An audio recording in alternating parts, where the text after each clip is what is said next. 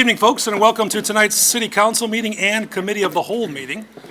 The City Council meeting is called to order. I kindly ask our City Clerk to please take the roll call. Bruno. Here. Burkhart. Here. Clements. Here. Ruby. Here. Caven. Here. Gilbert. Here. Maladra. Here. Marks. Here. McGowan. Here. Swanson. Here. We have a full house tonight, and we have a full house tonight.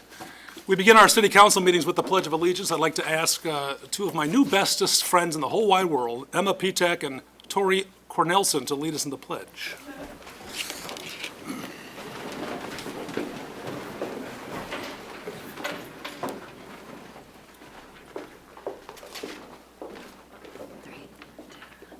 I pledge allegiance to the flag of the United States of America and to the republic for which it stands, one nation, under God, indivisible, with liberty and justice for all. Thank you, ladies. Ladies, I should have invited you just to remain where you were, because guess what? You're first on the agenda. Item 3A is to proclaim October 21st to the 27th, 2019 as Red Ribbon Week in the city of Geneva. And we have two distinguished guests with us, and of course their faculty advisor, to talk to all of us about Red Ribbon Week, what it means to these students, their respective peers, and the community overall. So the floor is yours, ladies. Welcome. Hi, my name is Lisa Meister. I teach health at Geneva High School, and I've also been the SAD Club sponsor since 2002. And SAD stands for Students Against Destructive Decisions. Every year we participate in the National Red Ribbon Week that's been going on nationally for over 30 years in honor of Enrique Camarena, who was a DEA agent who was working undercover trying to bust the drug cartels and was found out while he was on his mission, and he was tortured and killed.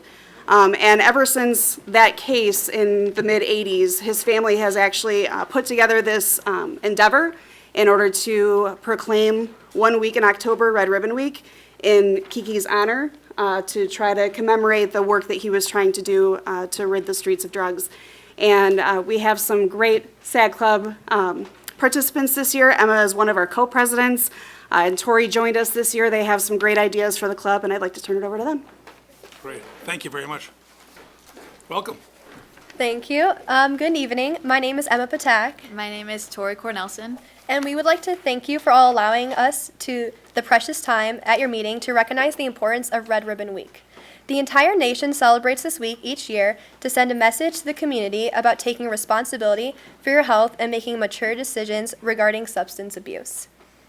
The Red Ribbon Committee aims to help children and teens build strong assets to stay on the right track and away from substances. We know that there's a lot of pressure on teens to try to fit in with different crowds, and a lot of the pressure is placed on them by their own perceptions of what normal behavior looks like. The Red Ribbon Committee and the SAD Club try to send a message to the teens to let them know that what the real norm is, that most teens are not out using drugs on the weekends, that most teens spend their time with their families and friends in a safe way, and act as positive role models for the younger children in the community. In trying to make an impactful campaign with our students, we try to highlight the 6 principles that help facilitate a drug-free lifestyle. These principles are finding a natural high that is your passion, surrounding yourself with positive peer influences, finding a positive mentor to encourage you, having a firm belief in your talents and abilities, setting goals for your future, and building resilience to help you get through challenges in life. To me, Red Ribbon Week means a lot because I know of many students who have given into the peer pressure of drug abuse, and I want to show them healthy alternatives. And Red Ribbon Week allows me to elaborate on the reasons I believe being drug-free is the best option, because it's with increased productivity, physical and mental health, that I can succeed both in and outside the classroom. And at the high school level, we are helping students build assets where they give back to their community through our annual food drive. We are also working with members of GTV to promote healthy decision-making through positive messages from the nationalhigh.org organization, as well as messages from students and faculty about things they do for their natural high as opposed to a chemical one, such as my natural high would be filmmaking. And mine would be playing soccer. So please take a moment to talk about healthy decision-making under pressure within your own families as well as in the community. Again, thank you for your time and attention to this important celebration. Thank you very much. Emma and I had a chance to visit before the meeting. Emma, would you mind sharing with everyone your year in school and what your future plans look like? Sure. So, aside from SAD Club, I've been a member of GTV since freshman year, and I want to go into film in college. That's what I want to study. And I'm really looking forward to like applying to all my colleges, and like going to California would be a big dream of mine, either going to like Chapman University, LMU, or UCLA. So that's what I'm working towards right now. LMU is gorgeous. It is, very. Have you been yet? I have. Oh my gosh, it's amazing. And have you produced films already? Yes. And have we seen these besides via GTV? Have we seen them at the film festival, or we? No, not yet. Do you have your own YouTube channel? I do. So we can look up, and what's the name of the YouTube channel? My name, Emma Patek. Emma Patek, and we Yes. can see all the films. Yeah. And what is your genre? I do lots of fiction films, mostly from like the perspective of a child. Oh, is that right? Why is that? Yeah. I think it's like very like fun and whimsical, and you can take it in any direction since they're like their imagination. Any filmmakers in your family? My uncle. Is that right? Yes. And he lives out in California?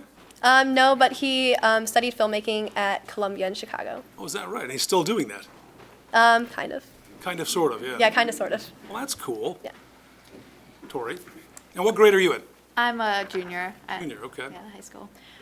For this year, I kind of taken a couple of hard classes because I'm working towards being a pre-med, and I want to possibly be a major in chemistry in college, and it's all in like preparation for pre-med Of and course. medical school. I've always wanted to be a doctor, and it might have been because of my obsession with Grey's Anatomy, but And that is real life. yeah. I've definitely taken to it a lot, and I hope that it becomes my career, but, you know, who knows? Of all the elements on the periodic table, which was your favorite? Oh, gosh. Don't say boron either. Forget. What if I say hydrogen? Hydrogen it is, folks. And what's your favorite episode of Grey's Anatomy? I'd say the shooting, which I know that kind of seems bad, but I just like the drama of it. Drama and everything else. Yeah. And who do you most associate with on Grey's Anatomy? Meredith. Back to you, Emma. Now, you play soccer, Tori. Yes, What I position? do. Well, I've kind of been switching around. Yeah? I used to play a winger, a forward, who's mostly an outside mid, but now I've started to play outside back, which is a defense position, and I kind of like it more than forward nowadays. And then, good year, right? Oh, yeah. Yeah, very good year. So, senior year, and then what? Well, I just hope to be playing in college. Oh, you want to play soccer in college? I Oh, do. do you? Cool. Any thoughts of where you might want to attend? I've been thinking about it, and I think the factors are really just what has a good program for chemistry Of course. and what climate is my choice, and you know, and So nothing in the Midwest is what you're saying. oh no, definitely not. Is that right? Come with me. Yeah. Get the heck out of I'll here. be You're going to live with Emma out in California. California? Yeah. Maybe she'll do a documentary, Doctor Who Plays Soccer. That'd be cool. Is Mrs. Dispenza your inspiration for no. chemistry? No? Actually, Miss Oswald is my teacher this year. Ah, okay. She's definitely made chemistry a very fun class and very easy for me to learn. Now, why do they call it the wonder science? I don't know. I feel like maybe it's just because we have so much more to learn. Oh, that's a good point. I like it.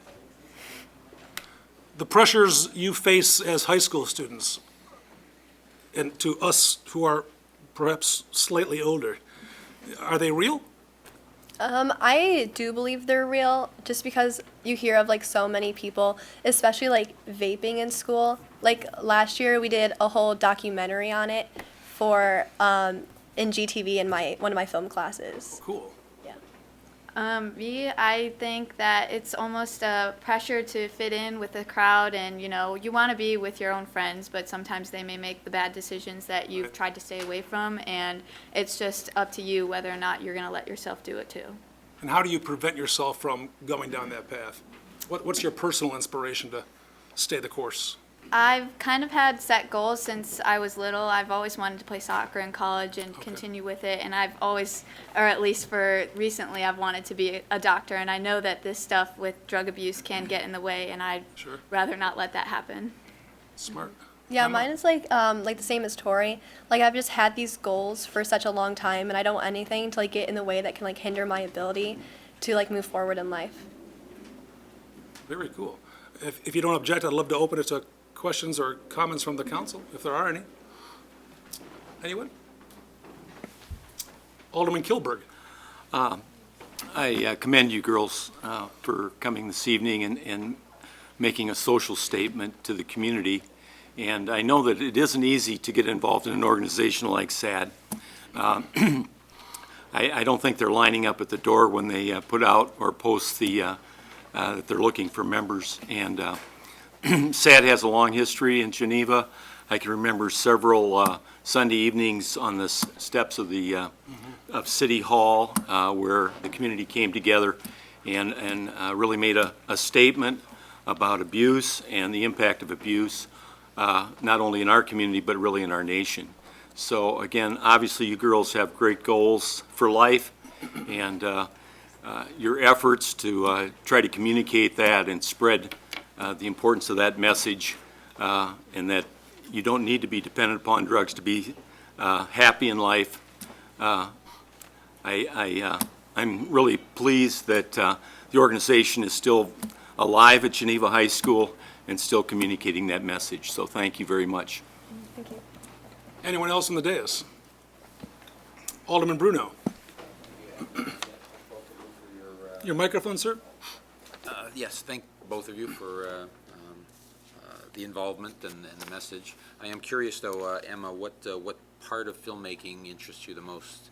My son's yeah. went through GTV and has got a career now. Oh, really? That's cool. Is you in production, post-production? I think it's directing mostly, because I like having like the visuals in my mind and like telling other people like You're what so I want. bossy. Sometimes, Thank you. yeah. Anyone else on the dais? We have a motion, we do not have a motion. Was anyone willing to make the motion to proclaim October 21 through 27 as Red Ribbon Week? Alderman Kilberg makes the motion, Alderman Marks makes the second. All in favor, please say aye. Aye. It is so proclaimed. May I present to you this certificate? Yep. This is your first appearance in front of the camera, right? Yeah.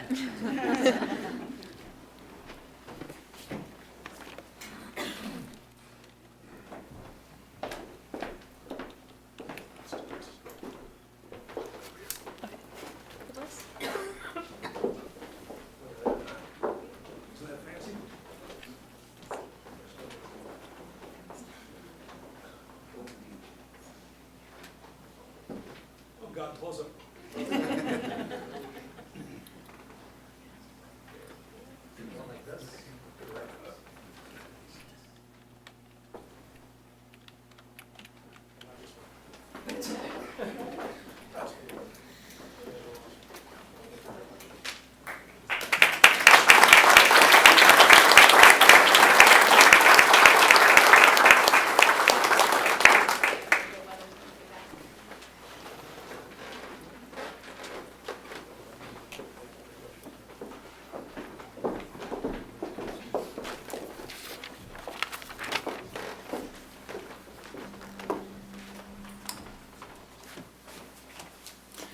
Any objection, ladies, if I Instagram out that photo or tweet it out?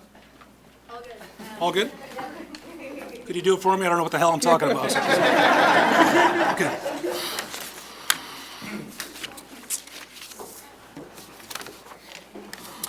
Item 3B, folks, is to proclaim November 30th, 2019 as Small Business Saturday in the beautiful city of Geneva. Is there a motion? So moved. Motion by, I believe it was Bruno, seconded by Swanson. Any questions or comments regarding Small Business Saturday? Always a hit in the community. All in favor of so proclaiming, please say aye. Aye. Anyone opposed? Thank you very much. Item 3C is to recognize former Plan Commission and Zoning Board of Appeals members and it is my high honor to do exactly that. All of you know, or for those of you who don't know, we, through City Council direction and support, we combined the Plan Commission and the Zoning Board of Appeals into one commission called the Planning and Zoning Commission.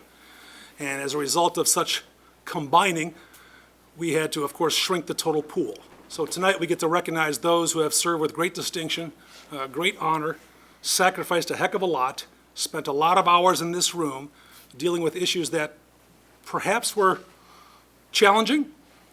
Perhaps the meetings lasted longer than anyone expected, but they gave of their time freely, and their families supported them as well. So tonight, we just want to pay tribute to them in some small way. So I'd like to invite to the podium, if I may, Mr. Bill Kerfoot. Bill, I saw you earlier, man. You can't get out of this.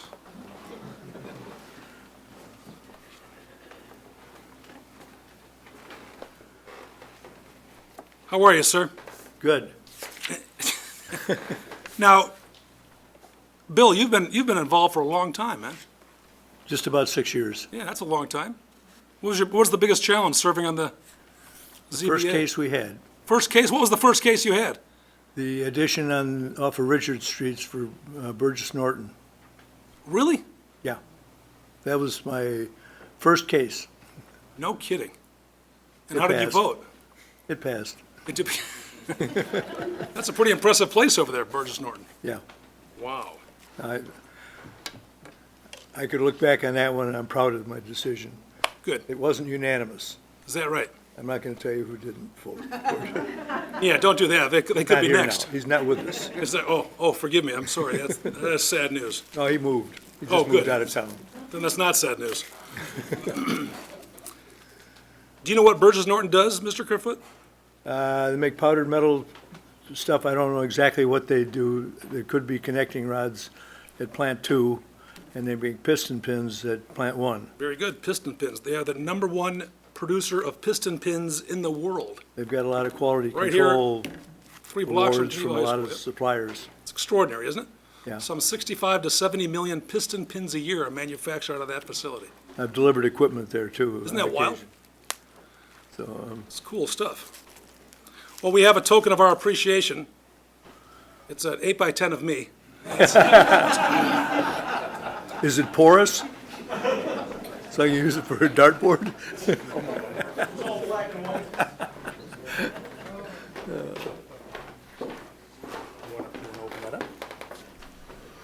Bill's going to open this up and surprise and ruin it for everybody else, but it's cool.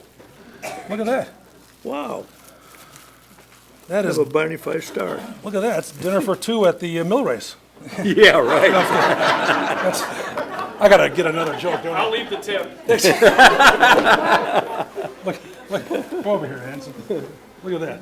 Let's get your son here. Yeah. We're proud of you, man. Thank you. Thank you very much.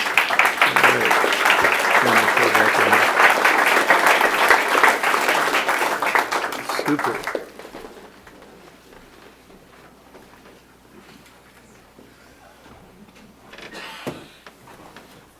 Way to go, Ben. Quicker. And set up. Mr. Roger Hunts. Where's Roger? There he is. How are you, sir? Good, how are you this evening? Good. Welcome. Thank you.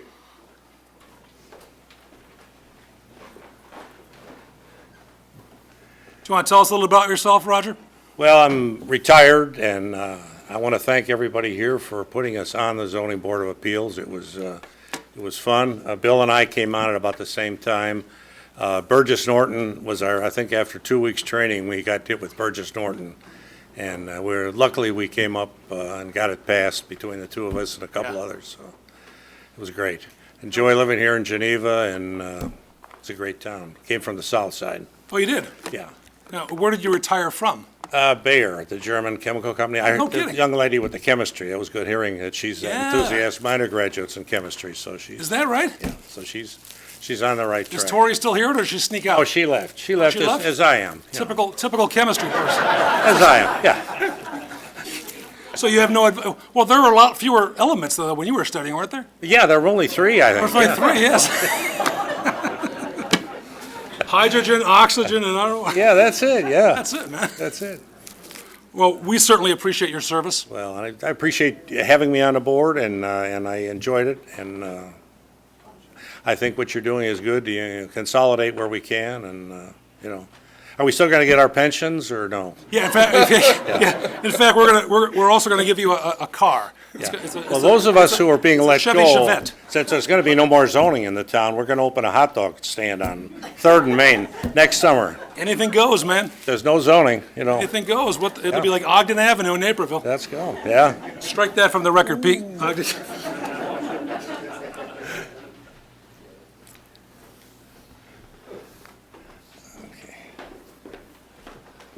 Yours actually has Bill's name on it, just for fun. Well, Yeah. that's all right. That's all right. Come here, you. All right. How close it is, for God's sake. I know. I can smell his breath. All right. Thank you, Mayor. Thank you, Sylvia. I appreciate it. Thank you.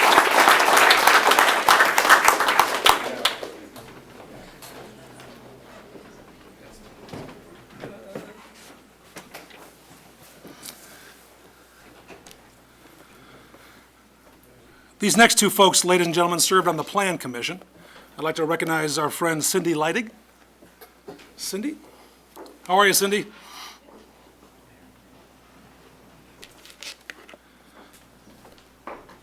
Welcome. Hi, Hi. How's life treating you? not bad. Not bad? Now, you've been on the Plan Commission for a while. Very long while, Very- yes. How long? I think since 2001. Well, believe it or not, guess what? Unless we did a typo here, it says 2005 to 2019. That's 14 years. Is that 14 years? It is. Okay, yeah, it's 14 years. You've seen a lot. Mm-hmm. All for the better? Pretty much, Much? pretty much. And sitting up here in these chairs, when an applicant comes forward and wants to either develop something, redevelop something, or perhaps present something new, it's not always easy. Oh, no, No. And you're volunteering your time. pretty It's not much. like you're making millions like the council is. Yeah, they make money. Yeah, They Any- actually get a paycheck. yeah, scary, isn't it? Yeah. Any favorite memories?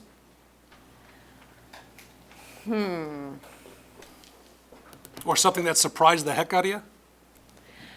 The design charrette on the east side, that was interesting. That would have been neat if they had actually developed what we came up with. I liked it. That was a good plan. And the infill, when we redid the whole zoning code Oh, for yeah. the infill that we did.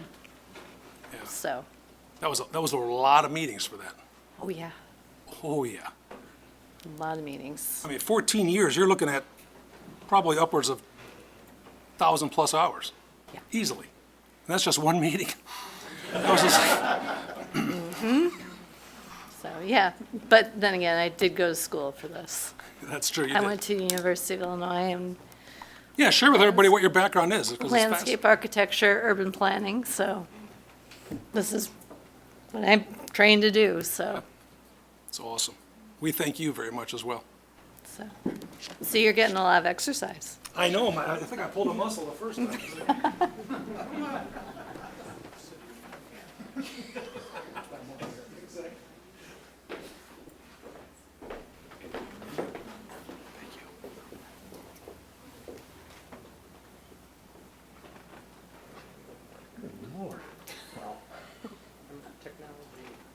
I love it. He's gonna cut me out of that photo. No, he's not. No, he's not.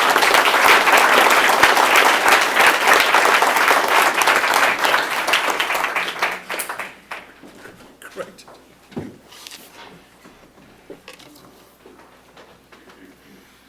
Mr. Stevenson. Now I gotta share a good story about Ron Stevenson. You making something up? No, this is truth, man. You know, the most difficult part of my position is having to call people and advise them that, based on the consolidation, we're moving forward. We're commissioners, we got decommissioned. Exactly. And what's perhaps sad, the saddest about calling Mr. Stevenson is, good Lord, man, I tell everybody the story. I called him on his 50th wedding anniversary. I said, how you doing, Ron? Oh, my God, 50th year wedding anniversary. Holy, oh, my God, I'm the luckiest man in the world. Why are you calling, Kev? So I was like, 12 years on the Plan Commission. Yep, And you said to me you had a lot of fun. I did. It was a good time. It was a good experience. Everybody up here, they all say, all the guys been on the planning commission, they all say, best experience to be a city executive. Yeah. Yeah, they all like it. Everybody. What's the most challenging part of that? There's some hard decisions. There are. Yeah, some hard stuff come up. And over the course of the years, the Plan Commission was easily, respectfully targeted for lobbying just as much as the council has been when particular issues percolate. I never found that. Good, I did not find that. good. Maybe I was out of the loop, but I never got calls from anybody. There was no, nothing behind the scenes that I was aware of that ever happened. Well, that's good news. So, yeah, Dave ran a good one, and Scott now runs a good show, and it's good. Excellent. Yeah, life is good, Life is good. yeah. Especially when I can give you a rib about the old, the Domers. Yeah, well, you know, you mean Notre Dame? Is that what you're talking about? Because you're a USC guy. Fight on. Yeah. That's a correspondence school, right? You got a few dollars in your pocket? Good film school at USC. Yeah, not bad. Maybe you can write a letter for Emma. Well, maybe she could use it, yeah. Yeah, what the heck, man? Well, we appreciate very much your service. Thank you very much. I Thank thought we you. were going to get maybe dinner for two at Potter's, you know, one of your favorites.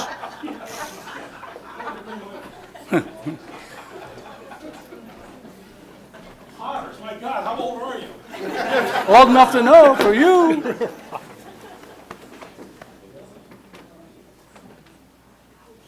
Well, that would have been a good one. Thank you, Kevin. Great. My pleasure. My pleasure.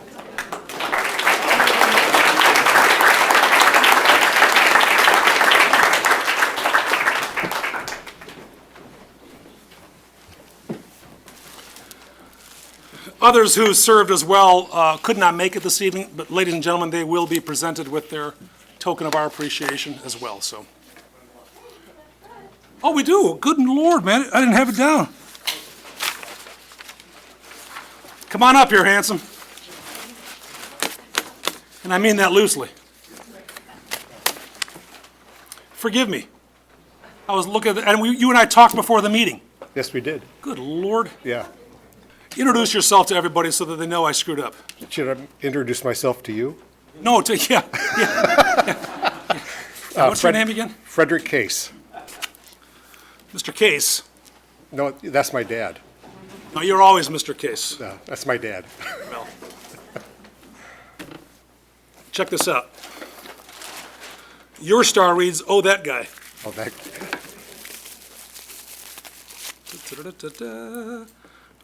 10 years, 2009 to 2019. yes, that's with the Plan Commission. Right, Before that, it was the Zoning Board of Appeals. exactly. So, In 2002, so respectfully, you've been around.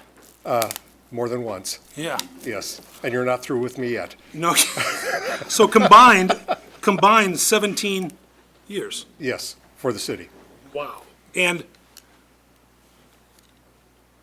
you have a unique perspective, both ZBA and Plan Commission. Yes, I do. Plan Commission, of course, more frequent meetings, A lot more a frequent. lot more frequent. Yes, yeah, and some challenges too that Yeah. are, that can be very contentious. How do you handle that contention? Well, you try to be civil as possible, but a lot of times it's just a one-way street from us, on the Plan Commission. There's a lot of upset residents with certain, i.e., the Citron property. It was very contentious. Yeah, it was It interesting. may be with the Millrace Inn property, but you have to make hard decisions based upon what's good for the community. Sure. You talk about volunteering, just think what this world would be without volunteers. No It question. would be very sad. And I've always found it my civic duty to work with the city And you remember when I first moved to Geneva I back do. in 2001. We had to hire 4 police, yeah. I know, you had a order of protection That's a against joke. me.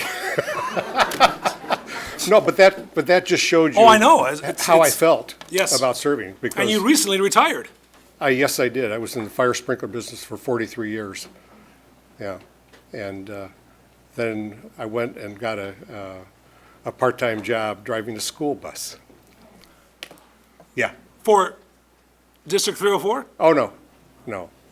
For a private company. Oh, because you don't like our kids? Oh, I do. Oh, okay. But these kids are special needs. Oh, that's awesome. Yeah. That is rewarding, isn't it? It is rewarding.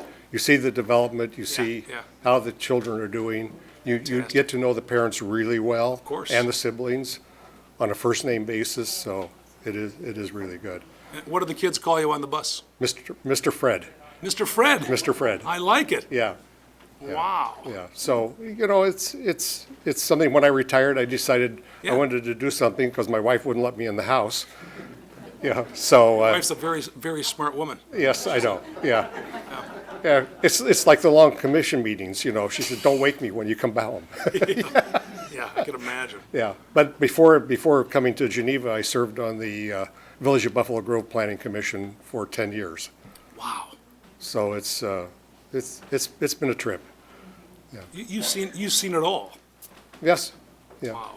yeah. And I think sometime if I could just say something. Of course. I hope the residents understand with the Plan Commission that it is an advisory commission. I think a lot of people don't realize that, and when they come with heated debate, it makes our job a little harder to do. But,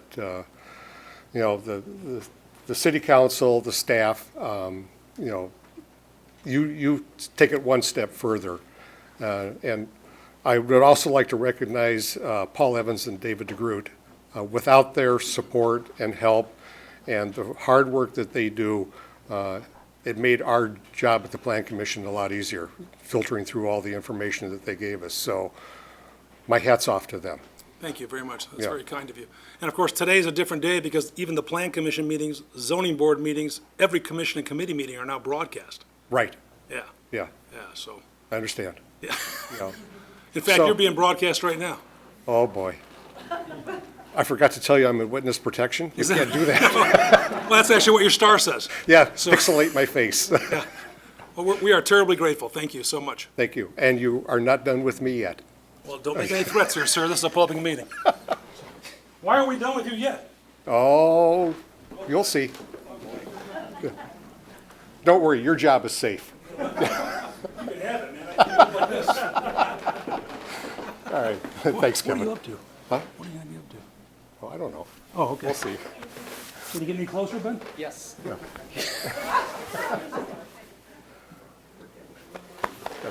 Thanks, Kevin.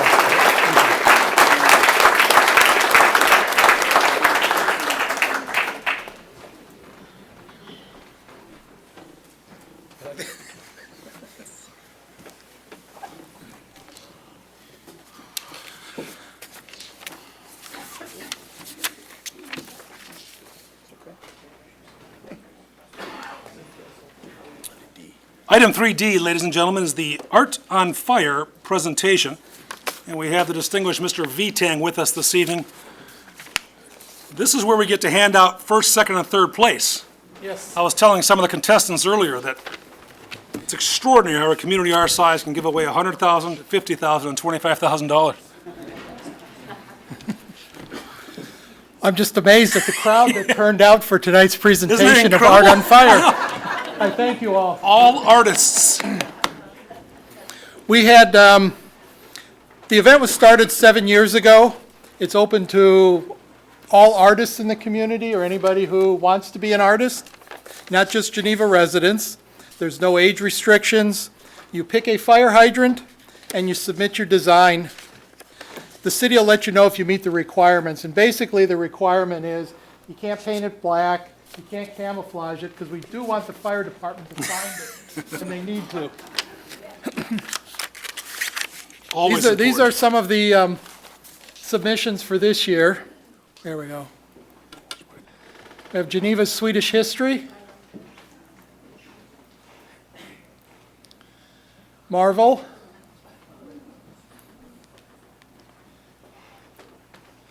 Children's superheroes. Polar vortex.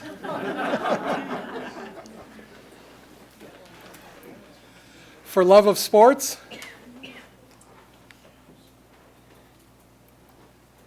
We have trilogy.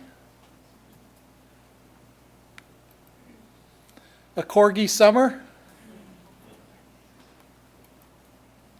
This is Doug the Dog. I'm Very Ferris.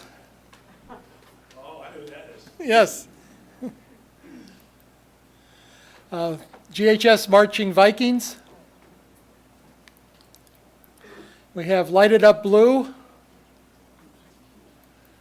And this one is unnamed at the moment. So there's over 1,500 hydrants in town, so we've got quite a few years that this contest can go on. We'd like to see all of them painted. We're about 115, 120 hydrants have been painted to date. And while many are in the center of town, you can find them throughout Geneva. And there's an updated map on the city's website that has pictures and the names of the hydrants, so you can scroll through and see them without actually having to leave your home. The voters who pick the three favorites are members of the Geneva Cultural Arts Commission and the Public Art Advisory Committee, and Matt Pasquini, who works in the Economic Development Department, and he actually did most of the work. I get to come up here, but he really did all the work to take the pictures and make sure the applications were filled out correctly. The groups review all the newly painted hydrants, and we get to pick our favorites. And for all of us, it's a lot of fun because we do it at home. We have our spouses, the kids help, so it becomes a family affair to pick the winners. And the three hydrants with the most votes receive Geneva gift certificates. And tonight we have the top three vote getters. I know two of them are here. I've met them. I'm hoping the third one will be here also. After I introduce each one, I'd like them to come forward to the podium, and I'm sure the mayor will have a few questions for you, and there'll be an opportunity for photos. Let's see here. Here we go. This is third place. It's located at the corner of Center and Logan, and it's the Geneva High School Marching Vikings, and you'll see how appropriate it is when you meet Faith Peterson, the artist. Faith? How are you, Faith? I'm good. How are you? You and I had a chance to visit before the meeting as well, and this is what's cool. What instrument do you play, Faith? I play clarinet with the Clarinet. high school marching band. And as I understand it, Faith, you want to go to the University of Wisconsin I do. and hopefully play in their marching band as well. That's the goal. I shared with Faith that one of the greatest artists of our time, Lizzo, received a full ride scholarship to the University of Houston for playing the clarinet. Yeah, I don't know if I'm that good, but hopefully. That's cool. We'll see. So, and you are a senior, I am a senior. and what's the inspiration for this besides the obvious? Yeah, so this fire hydrant is on Center and Logan, which is on the path or where the marching band takes that path down to Bridges every time we have a home football game. So we get to pass it every time we see it, and all of the community members that come out to watch us march down or go down to the game also get to see it as well. And it's just a nice Geneva spirit for the city. And prior to this year, it was not painted. Nope. So you yourself thought, well, what the heck? We should paint this. We should. And did you It do this went all by pretty well. yourself? No, my younger sister is also in the marching band, helped, and then my mom helped us as well. Well done. Yeah. How long did it take you? What do we say? It took us a while, like a couple hours over like a week. Oh, okay. So not too bad, but Anybody stop and say, hey, what are you doing? yeah, a lot of the grounds crew from the high school came by and were like, Did they really? what's going on? Yeah. Did they say, do you have permission to do that? No, none of them asked, but they were asking like what our plan was and why we chose that. So Well, that's yeah. cool. Wow. So is your graduation photo going to be with that piece? I mean, we should. That'd be a great photo. Awesome, man. Go viral. So we know you want to go to University of Wisconsin. What do you want to study there? I'd like to major in biology and then get a master's in genetics and then maybe do genetic counseling. So that's my. Genetic counseling? Really? Forgive me, but what does that entail? Just, It is like a combination of, like, yes, let me restart. It's a format of explaining what, like, genetic disorder a person might have by looking through. I'm doing a horrible job explaining. I'm sorry, but it's. I wouldn't know what you're saying anyway, so it's all good. It can be like looking through someone's like genetic history and mapping out like if you have the possibility of your children or you like receiving that genetic disorder or trait, or the possibility of you passing it on. So it's 23andMe, but then some, Sure. correct? Yeah. Do you understand that, Mr. Attorney?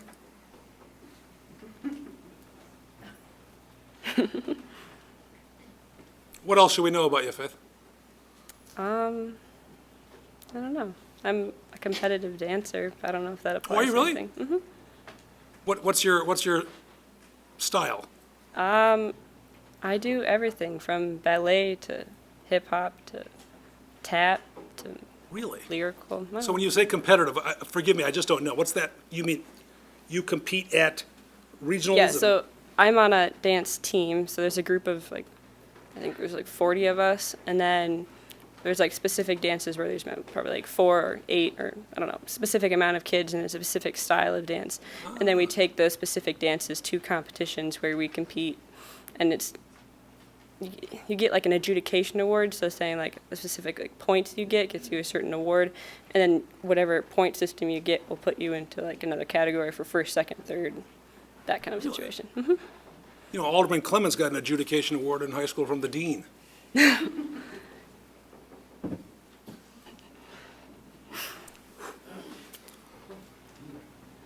you want to dance when you go to college too? Probably just for fun. I don't know if I'd like join like the team or anything there, but What if you danced, played the clarinet, and painted? I don't know. That'd be pretty good though. I smell scholarship right there, man. Third place, that's pretty cool. May I present to you the winning? Do you know what the winnings are? I do not know. You do not know? Dean, what do you think they are? I think it's 2 dinner tickets at Wow.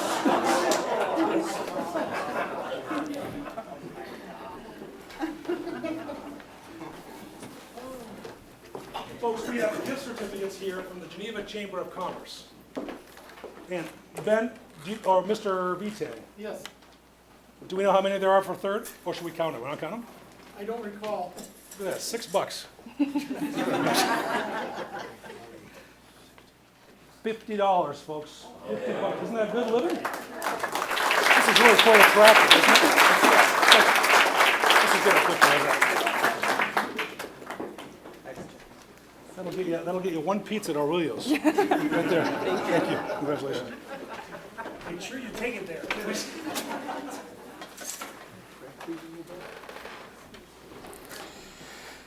So, and then in second place, and it's located at the corner of Center and Logan Street. Oh, I'm sorry. It's located at the southwest corner of Route 31 and Peyton Street. We have Lighted Up Blue, and that one is painted by Melissa Price. I don't know, is Melissa here? Come on up.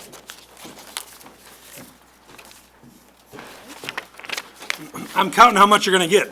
Okay. This is we're gonna take. Then I don't have to do the math, that's And I good. take 10%, and life is good. So, Ms. Price, Yes, this is very cool.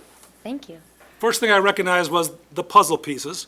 Puzzle pieces, of course, have a certain symbolism in a certain community. Yes, Is that significant? yes, I Okay. definitely, I made this for autism awareness. Excellent. Yep. And the Autism Awareness Campaign often uses the puzzle piece. Correct, yep, it actually represents how everybody can be so different, but everybody can be interlocked and be united. Exactly. And that's pretty intricate stuff. It was harder than we thought it was going to be. And who is we, Ms. Price? My lovely husband back there. The guy with the camera? Yep, that big Yeah, look tall at guy. that. He had to lay on the grass there to help me get those puzzle pieces traced. Oh, yeah, So because bless we got a his heart. 911 call about that. Did you tape around each, or did you have a, My mom actually also helped me, and we had a stencil, and we wrapped it around, had to trace it first, and then paint every puzzle piece. oh my. And I trust you live in the neighborhood. Yeah, I do. I live right across the street from that fire hydrant. So now everybody knows where I live. Yeah, that's good. Would you mind sharing your address? No, I'm kidding. And may I ask, is autism's obviously near and dear to your heart? Yes, I have a few family members with autism, but I also am a special ed teacher and fantastic. a board-certified behavior analyst. So I work with kids with autism every day. What do you teach? I teach special ed at Harrison Street. Oh my gosh, no kidding? Yeah. Oh, that's cool. Yeah, Wow. It's well done. thank you. And how many hours do you estimate? We had to do it across days. It was a pretty rusty fire hydrant, so we had to clear it off, prime it, and then paint, so probably a couple days. Is that right? And no inclement weather? No, No? we're safe, yep. Yeah. And when people cruise by, do you think they automatically know what message is being conveyed? I think they might, and if they don't, when they walk on by, on the other side, there's actually a ribbon that says autism awareness. Oh, is that right? Yeah, so my hope is that if they don't know, they'll find out and maybe Google it and learn a little bit more about it. Oh, absolutely. Have you shared this with your friends in the autism world? I have, yeah. Have you? Lots of positive responses, I Yes, bet? a lot of families say that they feel welcomed in the community when they drive by it, so that's Absolutely. nice. That is really cool. And that's lead-based paint. It is all what we had to do. May I present to you your winnings? Thank you. What are the winnings here, Mr. Killeberg?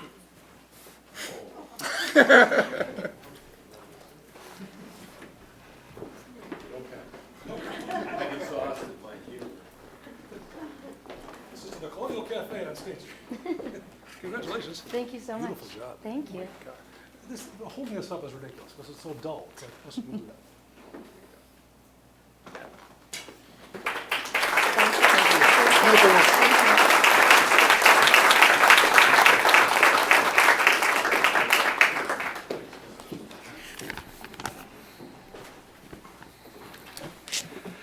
There should be $55 of certificates in there, Ms. Price, so thank you very much. Thank you, Mr. Price. Who recognizes that name, Mr. Price? From what TV show that just celebrated their 50th anniversary? Brady Bunch. Remember Peter's favorite teacher was Mr. Price? Go ahead, Mr. Vite. And this is first place, located at 624 North Lincoln. And it's a very detailed dog, and it currently goes by the name of Untitled, but we'll soon find the name of the piece. This one was designed and painted by Tatiana Hamilton and Natalia Bork. Unfortunately, they were not able to be here, but they did send a few members of the family to come. Oh, yeah? Oh, those guys, man. I met those guys earlier. Come on up here.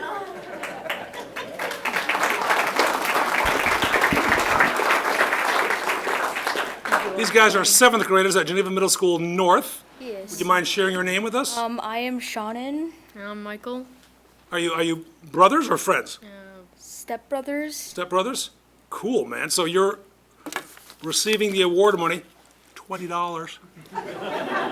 So, got it? You're gonna take 10%? Absolutely. Well, you guys, you figure it out. We'll edit this part of the tape. Now, this is for a weekend at the Geneva Motel. Excellent. My favorite. It's gonna be awesome. Did you help? Mainly just probably brought supplies. So do you know the message behind this safe and loving-looking dog? So the name of it is like please don't touch the daisies. Eat the daisies, which is a reference to a movie, course it or is, I mean a TV show, that the main character is a sheepdog, and that's also referencing our sheepdog Hodor at home. Ah, so you have a sheepdog named Hodor. Yes, like Game of Thrones. Duh, I knew that. No, and there's no way you know that TV show, Don't Eat the Daisies. No. Okay. I just know that's from like the 50s or something. Well, yeah, something like that. Does anyone here remember that show? Yeah, there you go. And how old is Hodor, your dog? He's like almost 2. Oh, wow, so he's a pup. Yeah. But he's huge. He's massive. Does he look like this? No. Yes. He does. And does the face the road? Does Hodor face the road? Yes. So have you seen any cars like slow down or? Maybe.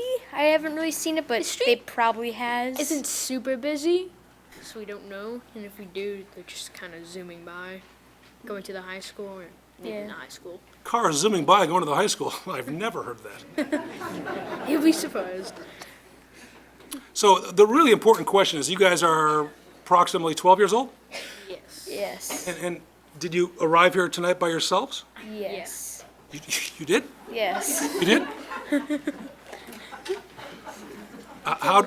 May I ask how you? We walked. Walked. Seriously? Yeah. We do it all the time. And how are you getting home? Walking. Walking. Walking. Depends on what they say, right? Well, there's $65 worth of certificates in here. Now, divided by 2, what is that? Some sort of fraction. 32 and a Some sort of half. fraction. 32 and a half. 32, very good. Minus 10% is? You can't mind Taxes. That was $200. $200. Yeah. You want to be the city treasurer? Yes. This is a very special envelope we made. Isn't that cool? Yeah. Yeah, this was actually used on the show Don't Eat the Daisies. Oh, wow. Isn't that cool? Yeah. Close and dear to our hearts now. How are you getting home? I don't know. Okay, they're coming. Okay, pretend you're interested.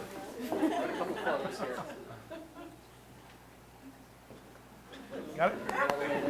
Nice job, guys. Thank you. That's for you.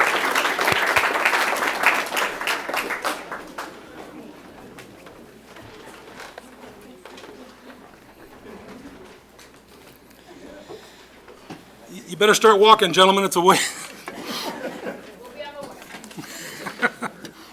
I just want to mention that each of the painters of the fire hydrant, the artists, they buy their own paint and supplies. And when you look around town at the art, the flowers, the year-round plantings, this is just another example of how the community spirit is alive in Geneva. And we thank each of our artists for making Geneva a community that we're proud of and a great, fun place to live. Thank you.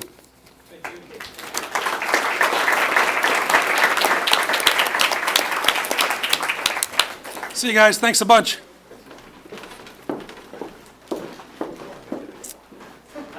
Is my friend Eric Ott with us this evening? I don't know if he is or not. Mr. Ott? Ladies and gentlemen, item 3E on the agenda was to be a presentation by none other than Mr. Eric Ott, who owns Geneva Running Outfitters on State Street. This Sunday, folks, at 2 o'clock, there is a race as part of hundreds of races nationwide being held at Northwestern Medicine Field. Approximately 65 to 70,000 runners will compete all over the country in what they call a Healthy Kids Race Series. I had the honor of starting the race and working with Eric Ott and others. And Eric, as you know, is an extraordinary athlete himself. He's obviously dedicated to the sport, and he is representing this series here in Geneva. So he couldn't make it tonight, probably walked by that fire hydrant.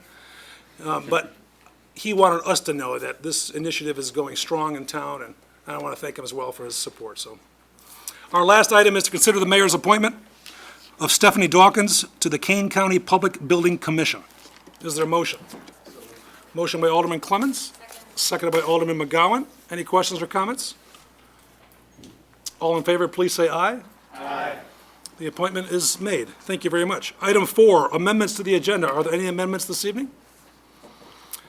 Item 5 is the omnibus agenda. All items marked with an asterisk are considered to be routine and can be considered and acted upon with one motion by this council. Is there such a motion? So moved. Alderman Swanson makes the motion. Alderman Bruno makes the second. Mr. Clerk, please take the roll. Marks. Aye. McGowan. Aye. Swanson. Aye. Bruno. Aye. Burkhart. Aye. Clements. Aye. Ruby. Aye. Haven. Aye. Kilberg. Aye. Maladra. Aye. The omnibus agenda passes with 10 affirmative votes, 0 nay votes, and 0 absent. We skip to item number 10, municipal bills for payment. We kindly ask our city clerk to read the bills in their aggregate for our consideration. Total bills are $1,531,621.87. Mayor, I move that we approve and pay the bills as read. The individual items that add up to that amount can be found in tonight's packet on the city website. Alderman Bruno makes a motion to pay the bills as presented, which are also available on the city's website and in your council packets. Is there a second? Second. Second by Alderman Ruby. Any questions or comments regarding the bills? Mr. Clerk, please take the roll. McGowan. Aye. Swanson. Aye. Bruno. Aye. Burkhart. Aye. Clements. Aye. Ruby. Aye. Caven. Aye. Kilberg. Aye. Maladra. Aye. Marks. Aye. The motion to pay the bills was voted upon and passed unanimously. We skip to Committee of the Whole, items of business from the last Committee of the Whole meeting. Item 11A is to recommend approval of Resolution Number 2019-85, authorizing the execution of a professional services agreement with SB Friedman Development Advisors in the amount of $27,460 for the Southeast Master Plan Area Tax Increment Financing Consulting Services. Is there a motion? So moved.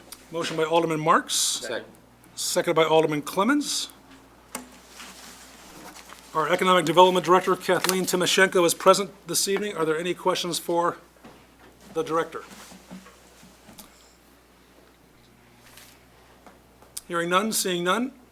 Mr. Clerk, please take the roll. Swanson. Nay. Bruno. Aye. Burkhart. Aye. Clements. Aye. Ruby. Nay. Caven. Aye. Kilberg. Aye. Maladra. Aye. Marks. Aye. McGowan. Aye. The motion passes with 8 affirmative votes, 2 nay votes.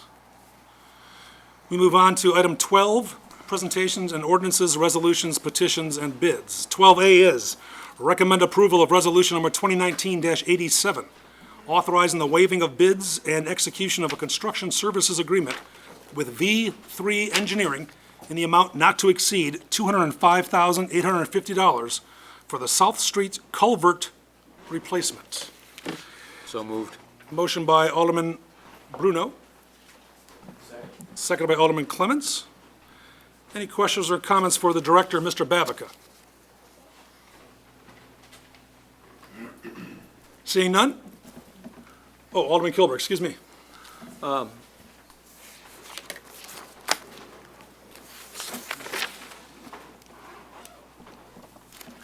As we looked at South Street, did we explore options as it relates to potentially a culvert that would save the city money? I know that in other places in Geneva where we've had concrete culverts previously, we have replaced with steel culverts. Why wasn't a culvert acceptable for that location? Well, the culvert is still in place. We're just replacing the deck of the No. culvert. Okay, but in other words, though, I'm asking why didn't we consider a culvert that would give us, I would assume that would reduce the cost. In other words, if we removed all the concrete and then went to a steel culvert. We've done that in other places where we've had bridges across areas where we have drainage like that or similar to that. Correct, but that assumption is based on the entire culvert being removed and replaced. In this instance, only the bridge deck or the uppermost portion of the culvert's being replaced. So in order to remove and replace the entire culvert would exponentially increase the cost. We are simply the bottom, if you think of a culvert in a box shape, the bottom U is remaining in place. The upper bridge deck itself is what's being, the bottom U shape is remaining, And the upper bridge deck portion that is a load bearing is what's being replaced. I'm saying, though, that is there the potential that we're going to have deterioration of the remainder that you're proposing that we leave? And at some point in time in the future, we may have deterioration to the point where we may have to go back into this? Well, the engineering study on the culvert structure itself only determined, made the determination that the bridge deck itself, the culvert deck is what needed to be replaced, and that the sidewalls and the bottom channel were still structurally sound, so no. And again, we only have one bid on this. Is there a reason why we didn't we have other submittals? When this project was brought forth to the city council due to the emergency conditions of replacing the bridge deck, the proposal was to do a design build with V3. So in this instance, we are signing a contract with V3 who will then be securing a construction contractor. The city will not be going through a formal bid process, which is allowed within the finance section of the city code that's quoted within the resolution. As I look through the bridge replacement pick list here, did you see anything on here that seemed to be excessive? I mean, I'm looking at pavement marking. This is a 4-inch epoxy strip. And what's the length of the decking? We're looking at what, 20 feet? The decking extends 40 feet to the east and west of the culvert itself. We're looking at $2,900 for a 4-inch epoxy strip. I don't know, that seems to be somewhat excessive. Well, that is because we're paying a contractor to come out in early November to basically put down 120 feet of 2 lanes of epoxy. A substantial amount of that is just the mobilization cost of getting them to come out. We don't have the luxury of having the road not have its pavement markings in place until the spring program. So there is, it's a relatively small project, and it's a very inefficient project because we're paying a contractor to come in and do one culvert, one structure, and for lack of a better word, the contractors know that the road is closed, that it's an arterial road that feeds one of our major industrial facilities on the west side of town. And a significant portion of this project is basically getting the contractor to come in and show up. As harsh as that sounds, that's the reality.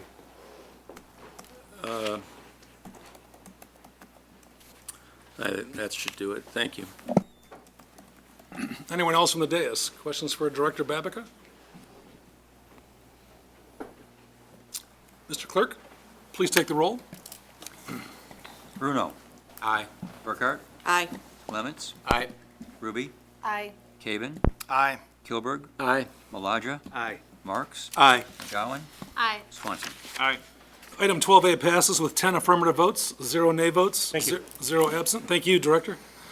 Item 12B, ladies and gentlemen, consider resolution number 2019-88, reversing the September 17, 2019 determination of the Historic Preservation Commission to deny the removal of historic exterior siding and trim and the installation of new wood siding and trim at the Larrabee House located at 327 South 4th Street. Is there a motion? Alderman Marks makes the motion. Is there a second? Seconded by Alderman Clements. In consultation with our Director of Community Development as well as representatives of St. Mark's, I'd like to ask, or confirm, I should say, with Director DeGroot that I believe Mr. Hiller might be making some remarks. Mr. Hiller? Welcome, sir. And so that those in the audience understand, and perhaps those tuning in understand, the City Council has in their packet an executive summary regarding this matter. And of course, as indicated earlier, the Historic Preservation Commission meetings are also broadcast and captured on the city's website. So if there's a feeling that not a lot of information is being presented, the reality is that information exists online and in our packets, and thus our homework assignment for this evening. So, You Mr. took the Hiller. words right out of my mouth. Thank you. You have all a detailed record of the proceedings and supporting documentation, so I won't restate any of that. We'll try to clarify our position. Okay. The big picture here is historic integrity. When does something cease to be historic, and how much of the original historic fabric of this house will be left if this project is approved? A commissioner asked that question at one of our meetings. The answer was none. Perhaps some of the corbels, roof brackets could be saved, but not all of them. This house was moved in 2001, so it sits on a new foundation. The interior is gutted to the studs to reconfigure the interior, and new windows were approved. If the siding was removed and replaced with new material, and the historic trim and moldings removed and replaced with non-original profiles that only approximate what is there, the home will become a facsimile of the original historic building. In fact, it will no longer be considered historic. The staff has advised us that this property that is now considered significant in the Geneva Survey of Historic Homes would most likely be recommended to be reassigned non-contributing status. This would set a disturbing precedent for historic preservation in Geneva. Looking at original is not the same as being original. During the concept review in April 2018, we agreed with all of the petition with the following concern: that the Secretary of Interior standards for historic preservation and the City of Geneva Preservation Ordinance, siding policy, and window policy require repair rather than replace, and that this would require future review with documentation of condition and a cost analysis of repair versus replace. We told the petitioners that we recognized their church mission and need for economy, but they would be held to the same standards required of any homeowner or business. That said, I feel we were very generous in applying relief when possible within the parameters of the preservation ordinance. In particular, regarding the window replacement, their documentation showed some windows to be newer replacements, some historic windows that needed extensive repair, and some windows to be working and serviceable, some original windows to be working and serviceable. This support was supported by a staff on-site review. We granted replacement of all the windows for the overall appearance and continuity of the project, a determination we've allowed on several commercial projects. The review of the siding and trim went differently. It was determined that some of the siding was original to the house, and some was from the early pre-1925 remodeling, and some was newer. Overall, after visual inspection by the commission and an on-site review by staff, it was determined that the majority of the siding was good, primarily old-growth material, and presented very well. So we recommend saving the siding as per the Secretary of Interior standards and the Geneva Preservation Ordinance siding policy. We thought we had reached a compromise when the petitioner agreed to look into preserving the siding on the street-facing sides. That would be the 4th Street side and the Fulton Street back to the bay window, using any remaining siding as donor siding to replace as needed. At the next meeting, the petitioners felt this was not an option, and they preferred a new look. We requested information similar to the window replacement, a cost analysis, and details about what was not salvageable and why, and the types of materials they would be using as replacement. As a commission, we deal with preservation, which is saving as is for future generations, restoration, saving as much of original as possible and replacing only what's needed, reconstruction, rebuilding parts of buildings lost over time, and new construction within the historic district. In this project, we commended the church for replicating the front porch from historic photos, but the rest of the project is almost all new materials. We feel we've upheld the preservation ordinance. We're concerned about originality and historic integrity. We feel there are some details of this project that still need to be addressed. Small nuts and bolts issues, grade of the cedar to be used, the reveal of the new siding and surface to be exposed, whether smooth or rough cut, and there were some bid items that we thought could be better addressed. We don't feel that we've created a financial hardship and that the petitioners entered the project knowing that the windows and the siding would be closely reviewed. I would request that if the City Council reverses the HPC determination, that the petitioner be remanded back to HPC with specific details of the proposed siding and trim, including grade, profiles, dimensions, etc., for approval and granting of a certificate of appropriateness as we would require from any other homeowner in the district. This is basically our position on this project, or this proposal.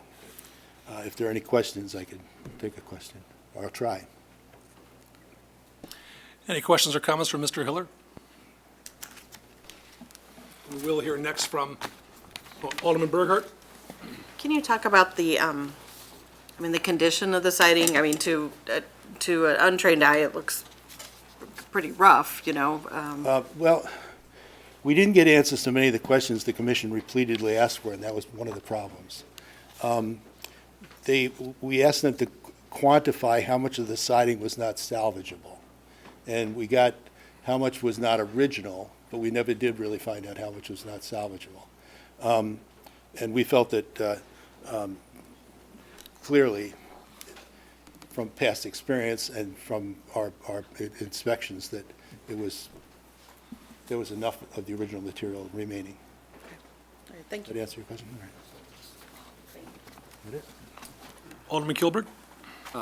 What was the determinant as it related to financial hardship? What figure would be the break point on whether or not it is a financial hardship on the congregation? Well, I don't know that I can give a solid answer on that. I think when we look at some of the bids, they seem to not be. They seem to be swayed a little bit that we wanted really more information on, and when I don't feel we got it. Usually we get comparative bids. I can't really say or talk to that exactly where's the cutoff. I mean, how much does a project cost? You know, Is it a percentage of the total cost of the project, or is it that you were uncertain as to what the actual financial hardship is? I think that within the framework of what we were receiving in terms of bids, we felt that there needed to be more out there that we could use for comparing bids, and that we weren't really considering hardship at that time. How many type of people do this type of restoration work on siding like this? Because looking at it, there's probably about a 1/4 inch of lead paint adhered to the siding that's in question this evening. Is this something that's easy to find someone to do, or is this something that's It's done more regularly around. more of an art? It's done regularly around the district, and, you know, most people don't want to take it right down to bare wood. I mean, you rarely get anyone scraping it down to bare wood, especially in something that's in this good condition. It can be scraped and painted and encapsulated and sealed, and that's basically all that needs to be done. So I think the problem here is that they really want this to look new rather than preserve what's there. So So in other words, you're saying you just scrape what you can knock off, and then you Give it a paint coat of over paint it, and prime it, it's and paint encapsulated it? and sealed. In other words, you'd have a rough finish to it? Well, there's products that can be used to smooth it out, but if they're used correctly. But for the most cases, it's not really going to be necessary. I think if you saw examples of other houses that have been painted that were in that condition, you'd see that it's viable. Okay. That's all I had. Thank you. Anyone else on the dais for Commissioner Hiller? Alderman, was it Bruno or Ruby? For Ruby, then Clemens, then Bruno? Wow, okay. Alderman Ruby, the floor is yours. Just a clarification on the existing siding. You said you never got a solid answer on how much was salvageable, but they were giving you numbers on how much was not original? Yes, we asked specifically if they would quantify how much was salvageable, and what we got was what was not original. Okay. That would be, and even that's difficult to measure because in terms of historic preservation, original and would probably go back to the period of significance in this building, and it's 1855 to 1925. I think it was 25 or 20, yeah, 25. So anything even back to 25 would be historic. So how does that play into this equation with how much of it is is not original? If there was a larger percentage, it was over half older, newer material, we would say, well, it might be worth replacing. Or if a large percentage was severely damaged or rotted. So do we know what percentage Don't, is? that's part of the problem. Okay. And that's up to That's, St. Mark's they to should provide us with that. Okay, thank you. Alderman Clements? Thank you, Mr. Mayor. So just to pick up on something that Alderman Kilberg was talking about with the bids, so I gather that it's cheaper to go the encapsulation route, and that's something that came up here. I mean, has anybody looked at the fact that I've dug into some of the encapsulation stuff because I'm curious to see if that was an option. It would be cheaper to do that. Housing and Urban Development has guidelines for lead encapsulation, and by their determinations in Chapter 13 of their guidelines for lead abatement, it's very specific about not encapsulating highly deteriorated lead paint if it's peeling, cracked, all of that. And from I'm not an expert, but when I was there and looking at the pictures as well, a lot of it was chipping and cracked. So HUD would recommend that is not really a technical viable option in this project. So would that be relevant in the case of the economic feasibility here? Was there an expectation that it could be done cheaper if it was encapsulated as opposed to trying to take it all off? I don't know that there was an expectation it would be any cheaper. The expectation our concern was the preservation of the historic integrity of the building. Sure. And maintaining the original material, and specifically some of the trim issues. The plan was to remove all of the trim and molding and replace it with modern-day profiles, which was pretty much not historic preservation. The encapsulation could be done in other ways too. I think there's epoxy products and other products out there, but yes, I mean, some scraping would have to be done. Thank you. Alderman Bruno?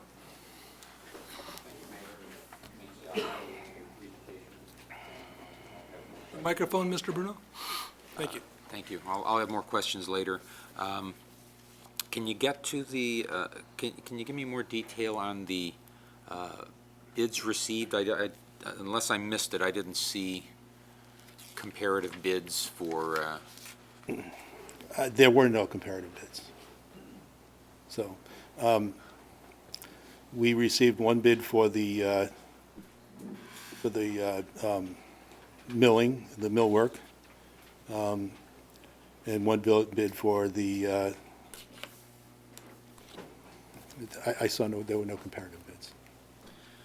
Thank you. Alderman Swanson? There was one line item in the comparison of replacing or restoring that was lead abatement. I believe it was $27,000. Was any support provided with that estimate? And does that number make sense based on what you've seen? Again, I don't remember. I don't know that I can tell you how that was reached. It doesn't make sense to me, no. And scraping and painting and encapsulating, could that aggregate 27,000, or would that be a high number? I would think it to be a high number, but I think no matter what they're doing, they're going to be creating some lead dust. If they start removing moldings and trims and soffits and window frames and even cutting into the existing siding, there's going to be some remediation that's going to be necessary. As the replacement option showed 0 for lead remediation, and so what you're saying is you're going to have some either way. Well, I just in the think they said that demolition. they had someone who was willing to haul some of the material away for free. But I would imagine that that's still going to be a cost involved. There's still going to be some sort of remediation involved because there's dust, there's lead present. So either option is going to create dust. Thank you. Anyone else on the dais for Commissioner Hiller? Alderman Caven? Thank you. I think somebody else brought it up earlier, and I realize it sounds like there was not a multitude of comparable bids or anything. I'm sure most of us went and toured the property a week ago and spoke with members of the congregation as well. Are there really that many people that do this type of work? I mean, is there a plethora, or is this easy, something to go out and get multiple 2 or 3 bids, or is this something that's a more specialized thing to where you may not, even with the best of intentions, be able to have a lot of different options? Well, I think it's easy to get comparables. I mean, it's not something we haven't seen with other petitions. Every petition that comes in, that's part of what we require is, unless it's an obvious issue that has, and there's going to be little charge, but if there's any other petition, we generally ask for comparables with it, yeah. Okay. So, and with all the building going on in Geneva, I mean, no one seems to have ever had problems with that. Okay. One additional question. I know you had originally said that you didn't really have the information on the percentage portion that you got was more of what was which age. But do we know now at this point in time the percentage that you believe is, or the commission believes is salvageable? No. No. So that was one of our main questions, was to quantify the amount of material that was not salvageable. On the visual inspection and on-site review, it appeared to be within reason. But we never got an exact figure, square foot or linear foot. What is the break point generally, if you did have the percentage where you would maybe tend to lean towards allowing somebody to replace that versus salvage? I mean, is there a specific, is it 40%, is it 50%, is it 60%, is there a specific amount? I would have to refer that to maybe staff and how that's written into the ordinance. I'm not familiar with the exact cutoff point, no. Is there a cutoff point for, did I ask staff? Michael, do you have that information readily available?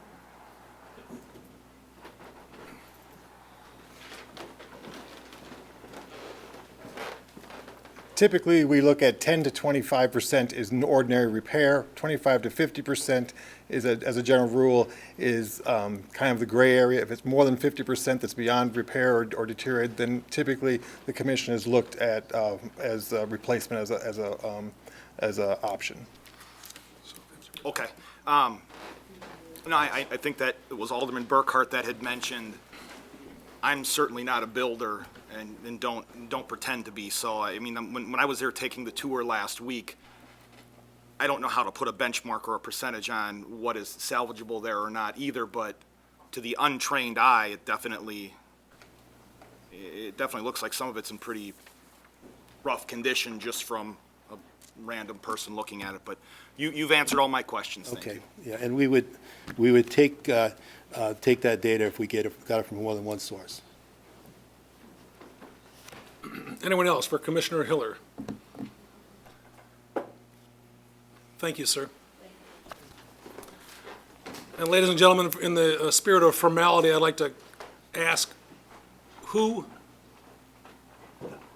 from St. Mark's is the official petitioner, and will that petitioner be speaking on behalf of St. Mark's, or will he or she assign someone else to speak on behalf of the congregation? I believe Father Mark signed the appeal for the petition. Are you here on behalf of Father Mark? If he'll allow me to be. I think there are a lot of St. Markers here. I would just ask, who is in this room now? Oh, Father Mark, forgive me. That's all right. Okay. So You've signed the petition for the appeal. Do you assign someone here this evening to speak on your behalf and the congregation's behalf? I think David Walker and our senior warden are both prepared to make a Okay. statement. Mr. Walker. And that big guy. Fair enough.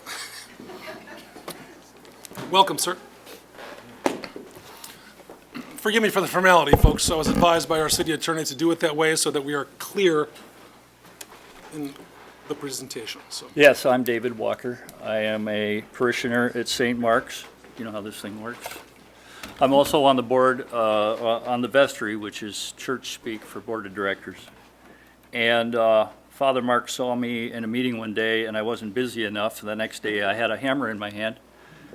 So, can you get all the way back to the beginning? Is that it, right there? That'll be good. And then So just this, you've all seen the down this way. that way, all right. You've all seen our PowerPoint. This is just kind of a summary of a lot of the pieces of the PowerPoint to help us stay on task. Before I begin, on behalf of all the St. Markers, I'd like to thank you for the opportunity to be here and to present, and for the overwhelming response we got to the invitation to come out and visit our job site. I think we had 100% of people who responded. 80% were able to actually be there in person. Really, truly, it's a testament to your commitment to what we're trying to do. Just as a review, and I know you've all read all of this, just to keep us on task, this house was built in '84. We know from reading the history that a significant amount of remodeling occurred in 1902. We know from looking at Sanborn that it has had multiple footprints. We know there's been a lot of porches added and removed. Anybody who visited with us, we showed you where porches had been on and off, doors put in, taken out, windows put in, taken out. In 1960, St. Mark's acquired it. We set it one end of the block. This was at the other end of the block, and we acquired it as a rectory. And in about '64, just from folklore around the neighbors, they said the porch that was there was removed. A lot of work was done. In 1970, we enclosed it with aluminum siding, aluminum storm windows due to the energy loss, and in 2000, 2001, we moved it. So now, in 2019, our plan is, it was a deteriorating building. It really didn't serve any purposes. In fact, it was becoming a liability, and we looked at all the options, and the option we chose was to repurpose it and turn it into a multi-level facility and connect it to the church, both below ground and above ground. And so, and I think everybody's had a chance to see it. Just as a point of reference, this is a rendering to show you what we were trying to build, what we're hoping to build. The house on the right restored with the porch that wasn't there, and the centerpiece to give us a new. So that's 4th Street looking, so you would be standing looking back to the east. You're on the west end. This would be standing with your back to the Little Traveler. That is, that's the charge that we gave our general contractor, Arnie Silvestri, when we started, was to build us that. So we're here today because we're down to an issue with our siding, as you're all aware. We have a few bullet points that are a summary of our issues. Number one, the cost of repair versus replace. Arnie is going to go through this in great detail, or as much detail as anyone wants to hear, but conservatively, we have priced it that it'll be $30,000 more to repair it than it will be just to remove it and replace it. We do have concerns still about concealed damage, because anyone who's seen it, there's a tremendous amount of rot and deterioration on that building. We are concerned if we do repair of the ongoing maintenance costs. And again, we'll get into that, but over the next 25 years, we would estimate that we'll have $75,000 in extra expenditures to keep up with the painting and maintenance of the building. We also are certainly concerned with the overall appearance of a repair versus a replace, especially those two views from the south and from the west. We have concern about energy efficiency. That's always an issue. One of the promises we made Father Mark when we started was that we would keep his monthly costs down so that it didn't affect the budget. And at the moment, we have great concern about the timing to complete this project so we can occupy the facility. We're already overdue, surprise. But conceivably, if we have to go back to the drawing board, we can't work outside through the winter, we would end up having to sit till next summer. And we're losing a very needable, usable space. So, with those bullet point issues, Arnie you want to talk about the first one, which is how we determined that we were going to be over. Arnie Silvestri Custom Homes. Where to start? Basically, this is a list of all the materials that are on the house currently. So your siding, all your corner boards, window trims, all the corner pieces, everything that it takes to actually side the house. I don't understand how the commission, I know most of you guys listened to the dragged out 3-hour tape of what I gave the first go around with them. But for them to stand up in here and disingenuously say that we did not give them percentages, I was very clear on percentages of siding and had maps and diagrams, which I'm going to now go over again for everyone. So if you take the siding, there's 8,400 lineal feet. There is about 3,150 lineal feet that is either rotted or is going to be removed or replaced because it's either missing or I have to take it off in order to flash around bay windows where roof areas meet walls and things like that. So pretty clearly that's 37% of the siding is no matter what. Right now, the way it sits, 37% of the siding is going to be new. Frieze board, which is your soffit and fascia, your basically soffit fascia that runs all the way around the building. When you have an actual home, as you guys all know, there's a soffit that hangs out. You have the underneath side of it. You have the fascia, which is on the front, that has some crown molding on it in this instance in some areas. And then you have the frieze underneath. All of those areas are about 400 lineal feet. There's about 200 lineal feet of the siding, of the frieze and soffit and fascia and the crown molding that is rotted and will have to be replaced regardless of what we do. So you're at 45% of the soffit and fascia. Crown molding, you can see is the same as soffit and fascia and frieze. It's about 45%. And then the corner boards and the band board around the bottom and stuff, you're at 61% of that. So pretty clearly, there's quite a bit of the siding and materials that are going to be replaced regardless. Some of them are actually missing. Here's our cost estimate to repair, which is if we were just to either take the paint all the way down and do it properly, get it down, get all the cracked paint off, get everything filled, and put it back to where it was going to look when we put the new siding on, since 37% of the siding is going to be new, make it all look smooth again like it should. I know there was a question about the quotes. This was passed out at the meeting. I only have two, unfortunately, so I'm going to give them to you guys so that you can pass them around. These are quotes from contractors and from Heinz Supply. Since I gave you exactly the number, the lineal footage, the materials is pretty simple. And then the actual bids from contractors. These are the contractors that I could, A, get to come out to the place that even returned my phone call.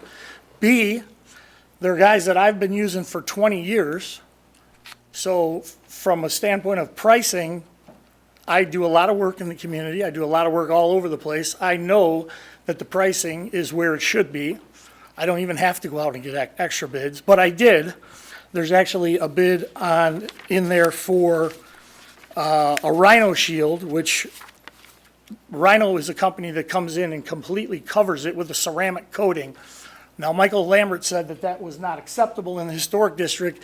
They tell me that they've done other buildings in historic districts, and that was actually more anyway. It was $47,000. So there's, where we come up with our dollars to repair and replace the materials.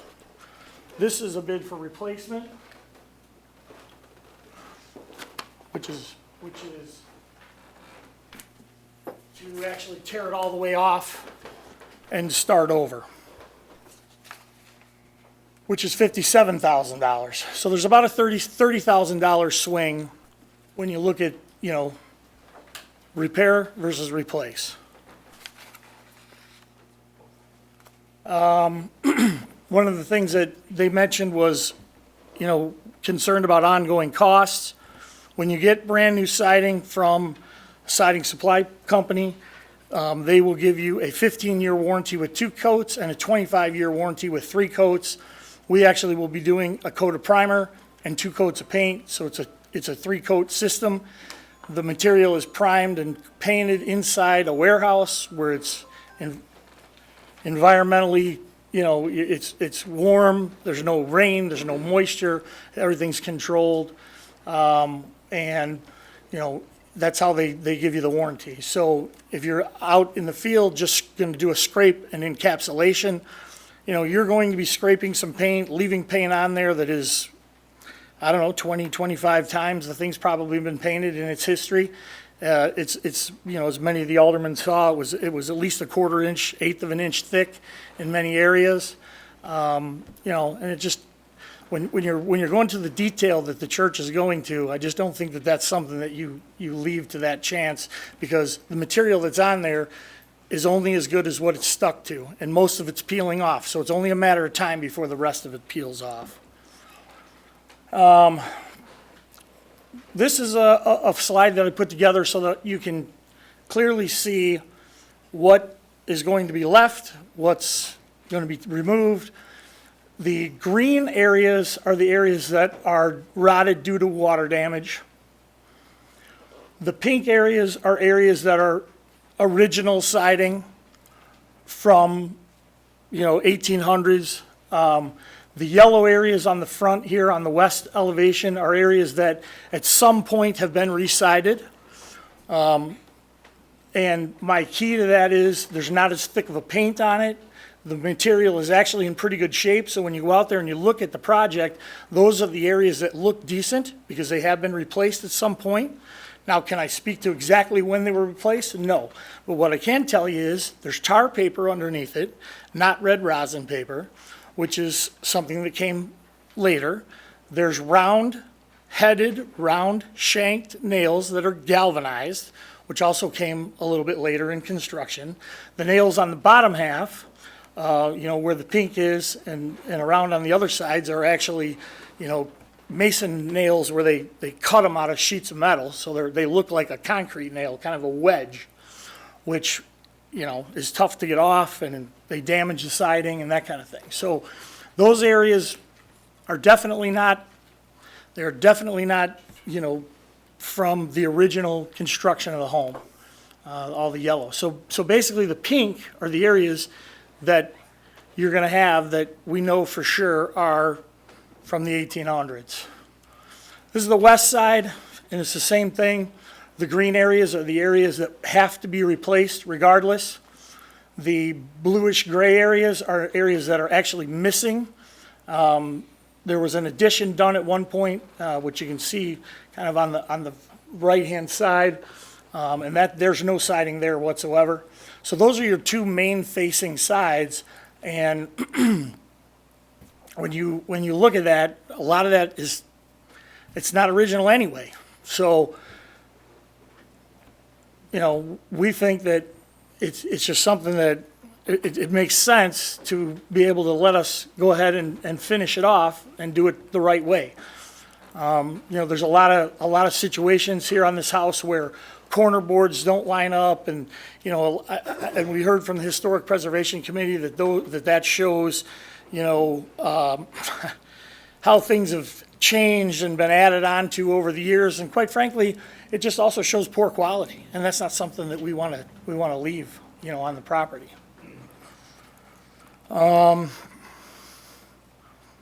Just want to make sure that I address some of the things that were asked. You know, we're talking about the contributing status to the home.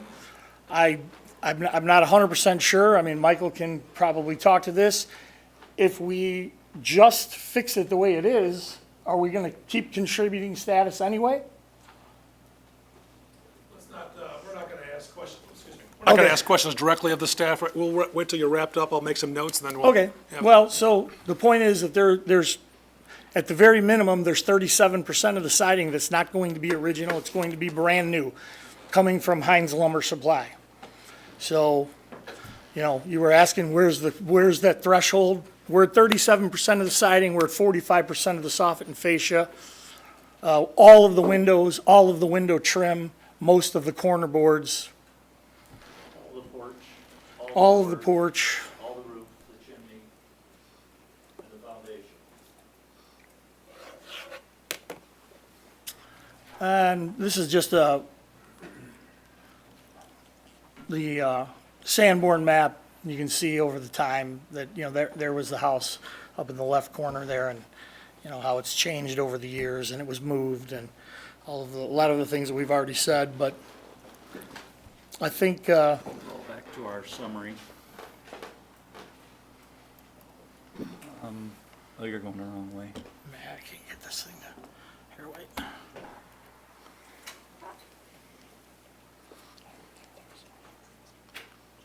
wait. If you want to touch on some of a little depth of where we are at, that comes from your contractors, from the district manager, Sherwin-Williams, and all of the people who gave us advice on finishing the. Right. Yeah, we went to look at products to see what we could get would actually work, from stripping it down, from actually filling to try to fill cracks and make it level, make it look smooth, make it look like it should with the amount of effort and time that's being put into this stuff. And basically, you know, I asked for products, materials, and labor suppliers, contractors that are doing it, and the district manager from Sherwin-Williams basically told me that there's just not a lot of guys left that are doing it. They just don't want to touch it. There's so many other jobs out there and so much other work. You know, when we look at stripping the wood all the way down, unless you get it all the way down, you're going to have a lot more maintenance. And that was, you know, we looked at saying that, okay, you might get 3 to 5 years out of the areas if you just scrape it down, prime it, and paint it. And, you know, that's a $12,000 to $15,000 a year cost, or paint job per 3 to 5 years, you know, to paint a house that size. And that's something that the church would be saddled with. So, you know, over a 15 to 20-year period, which is what we can get warranty from the siding companies on, you know, you're between $60,000 and $90,000 in cost. You know, and these are things that make a huge difference. So when you look at financial hardships, it's not just the $30,000 difference, it's what's it going to be long run. And I understand the commission's charge to try to refurbish and not replace, but in this situation, you know, again, dealing with 45% of the soffit, 37% of the siding, all of the windows, I think we're pretty far beyond the threshold. Any questions? Questions, excuse me, questions or comments from Mr. Silvestri or Mr. Walker? We have Alderman Bruno, then Alderman Marks, then Alderman Maladra. Thank you, Mayor. Thank you for your time. Excuse me. So can we back up a little bit here and you describe the planned unit development that you tried to put together? This was, you'd gone before the Plan Commission, I believe, and had a plan to originally save the siding, is that right? No. The plan unit development was done because we were over the total lot coverage allowable on the property. We didn't have enough parking.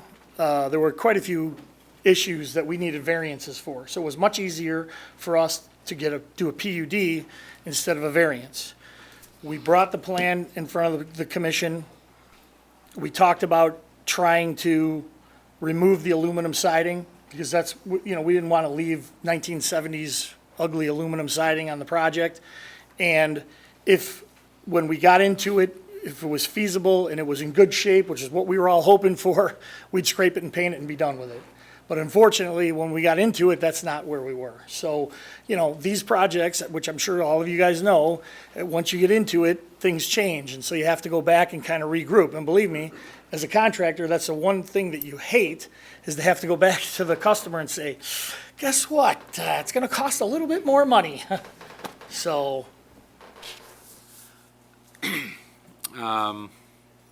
So was the PUD just for this building, or did it include the overall structure from the old church on down to? yeah, it was the whole property, you know, and like I said, it was because we needed relief. When they moved the home, it was actually, the front porch is now over the building line, the current, you know, guidelines for our setbacks for the community. So we needed relief to put the front porch back on it. So like I said, it was mostly zoning issues. Matter of fact, one of the items that got added into the PUD was the steeple height.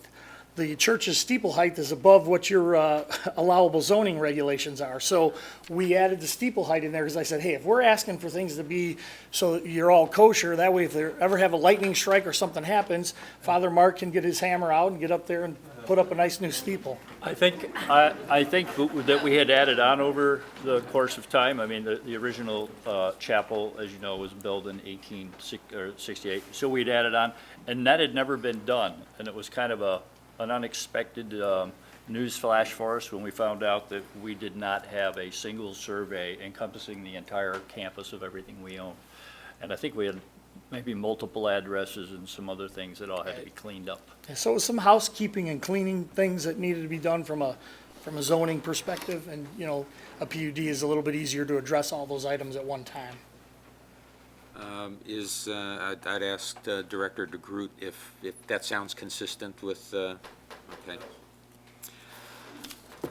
Let the record show that Director DeGroot said, yes, it does. Good point. So the other interior work you did was not anything part of this PUD, that was the restoration work? No, the interior spaces don't Right. qualify for any of that. But you've, during the tour, you said you'd spent a significant amount of money on the interior of that, Yeah. which is, are we approaching $200,000 between restoration of the murals and the interior chapel improvements? I think you'd given a number of like. Oh, you're talking about for hundreds. the chapel? Yeah, Oh, That's a completely different yeah, project. that's not my project. That was That's a just- series of other. That's something I don't Yeah. know anything about. I'm just Yeah. looking at your commitment to restoration. It's growing.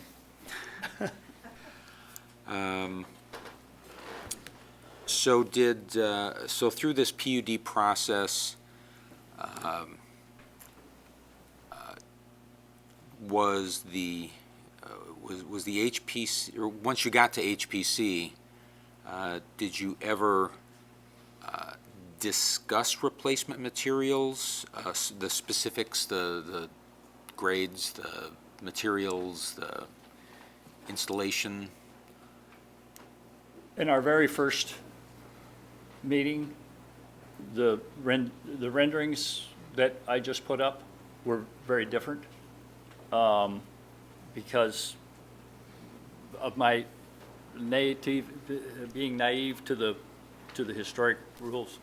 We had taken the rectory, which we had renamed the Larrabee House based on the History Center records, and we had repeated the architecture all the way to the east, and they had asked us if we could have a definition, a defining line from new to old.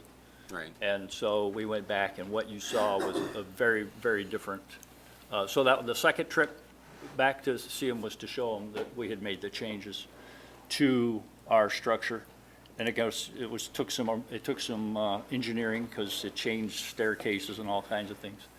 And at that time, we talked about what was the possibilities of chimneys, porches, windows, siding, but it was still encased in aluminum, so we didn't really know. The answer is, we have no idea what we're going to find when we pull it up. We weren't even sure if there was siding under it, because there was really not many folks left around who were here when it was encased. I think we had answered by staff that, so going this far, replacing the siding would almost certainly not be categorized, or almost certainly would be recategorized as non-contributing to the district. You did get, the HPC did approve all window replacements. That's, I mean, in my history, as you know, I've sat on the HPC, that's a big get. When those were removed, how did you remove those windows? They're not, they're not removed yet. Oh, none of them were? I thought There were a couple gaps that, around siding there were a couple that were just for, so we could take garbage out of the top when we were demoing the inside, but they're, And also they're where we inside, added they're on, inside yeah. the building. And then there were some windows that were not, they had been replaced. They were like a Marvin type, integrity type window. Those are gone. So when those were cut out, was there any lead remediation when you cut the siding? Well, yeah, we did make sure that we threw the stuff with lead remediation, you know, when we peeled it off, we took the trim off, and the trim pieces we actually saved just so that we had them. And then the window itself wasn't lead anyway. It was, you know, those windows were newer windows. So the HPC hasn't had any discussion as to what would be an appropriate grade of replacement material? Is that? Well, when we went in front of them to try to see if we could get this done, we told them that as far as the material goes, it would be exact, the siding can still be, you can still get, it's a 4-inch lap siding. The thickness is a 3/16, we can still get that. You know, the corner boards are 5/4, they're 1.25 inches thick, and they're 4 inches on one side and a 6-inch on the other, so that when you do it, you get a standard corner board. All the trim around the windows would be exactly duplicated. Everything would be exactly duplicated to what it was original, which was a smooth siding. And I don't know what else, you know, you would have to discuss. Is that 3/16? I mean, looking at this, when I was there inspecting it, that's. It might have been 5/16, I forget, but my siding guy and I came out and we looked at it, and, you know, the bid, if you look at the Heinz lumber bid, it says on it what the bevel is. With or without the extra 1/4 inch of paint?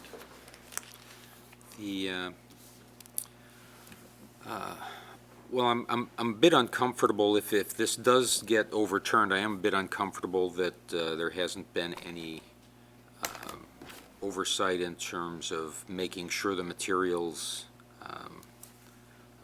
would meet the standards of the district. So I'd like to amend this motion and include the text and remand to the Historic Preservation Commission for review of replacement materials, profiles, installation, and pertinent historical aspects.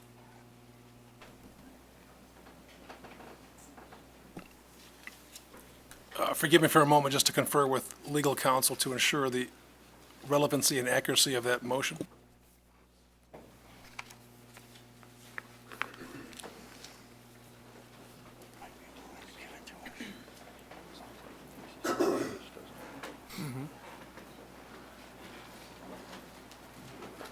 We said we'd do that anyway.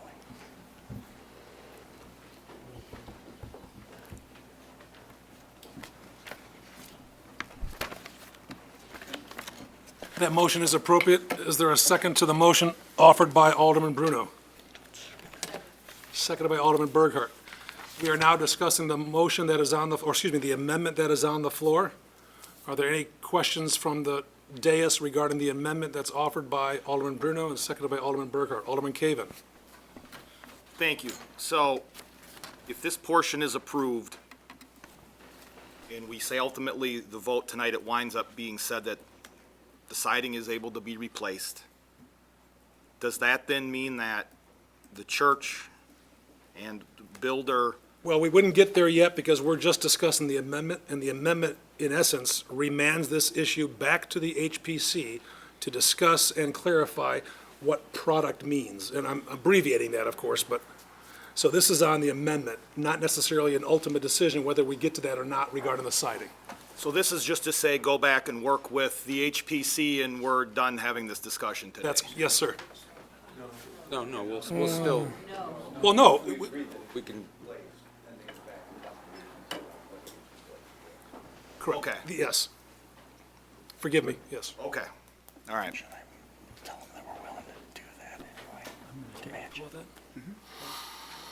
Anyone else on the dais regarding the amendment? What? Alderman Kilberg?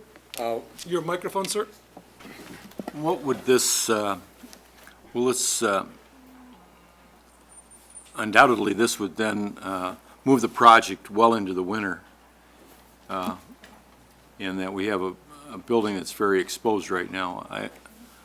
Your thoughts on an exposed building through winter? Well, actually, if we were able to go forward and replace the siding, we're still in good shape, because there's no painting that would happen. Like I said before, the product comes out pre-finished, so it's done in a warehouse. So we get it out and we actually just nail it up. So what would happen would immediately we'd be working on the removal, and then from there, wrapping the home, putting in the new windows, which are going to be probably in this week sometime. Once the house is wrapped and the new windows are in, we'd immediately start siding it. So in several weeks, the outside would be completely, solid. The roof has already been done. Thank you. Could we ask, would, set a point meaning be Well, quiet? I want to, That's all I had. I want to clarify one thing. The amendment on the floor is in essence to remand this particular topic back to Historic Preservation Commission, whereby the congregation and its duly appointed representatives would have to define what, quote, product means in terms of those elements you described. Can that be done by a staff member? Well, number two, or comma, we can still approve the amendment, hypothetically speaking, and overturn, if you will, or stay the HPC's decision. It becomes more complicated, no question about it. So as the city attorney said to me in a whisper, it's as if we're approving and reversing at the same time. So I think we should stick to the topic at hand, which is the amendment. It's not about what might happen, it's about the amendment on the floor right now. just for clarity, the intent is, if HPC is overturned, this revised motion then gives them the go-ahead. They can strip the house, they can wrap the house, they can put windows in. But in terms of the details of moldings and siding products, that would still go to HPC. So they can move ahead. Correct. Just want to be clear, we're not, it's not frozen until. Well, yeah, I mean, and it would be, and Mr. City Attorney, help me out here if you would, or Mr. DeGroot, it'd be frozen in some respect to the next HPC meeting. Yes. We could not move on with those elements without a recommendation from the HPC. And of course, playing devil's advocate, should the HPC approve, life continues moving. If the HPC denies and another appeal is made, then we're back to where we are tonight. So in terms of longevity, that could be an issue too. Well, I think it's a clear expectation is that there's a lot of work that you can move forward on before that HPC meeting. On the amendment, Alderman Ruby? think so. Mr. Silvestri stated that everything would be replica to the original. So What is there? Right. I actually have a question for Alderman Bruno, and I get what you're getting at exactly, and I do agree, we can go forward. The situation is, everything that you order right now is 4 to 6 weeks out. So I would prefer, if possible, if it would be amicable to you, maybe you could amend it so that we could look at the amendment and make it so that it reads that we match what's there and maybe run it by staff. I mean, because that's something that would be, I wouldn't have to wait till the next 30-day meeting and then wait another 4 to 6 weeks to actually get the product in. Do you know what I'm saying? I see what you're, And we don't have a problem making sure that the reveal of the siding, we'll have to take an average because the reveal is 3.5 in some areas and 4 in others and 4 1/4. So those are items that I don't mind working out with, Michael Lambert on, and I think, he's got enough of a expertise He to. worked with us very closely on designing the porch, and getting that back, so. well, I'm always hesitant to saddle staff. I get your point. I just don't think it's a lot of, we're talking about the type of siding, the thickness, the reveal, the corner boards, the corbels, we're gonna go through the painstaking process of refurbishing those regardless. We always said we were going to. The only issue would be some of the crown molding and bed molding that's on there, and that, we would, duplicate as closely as possible.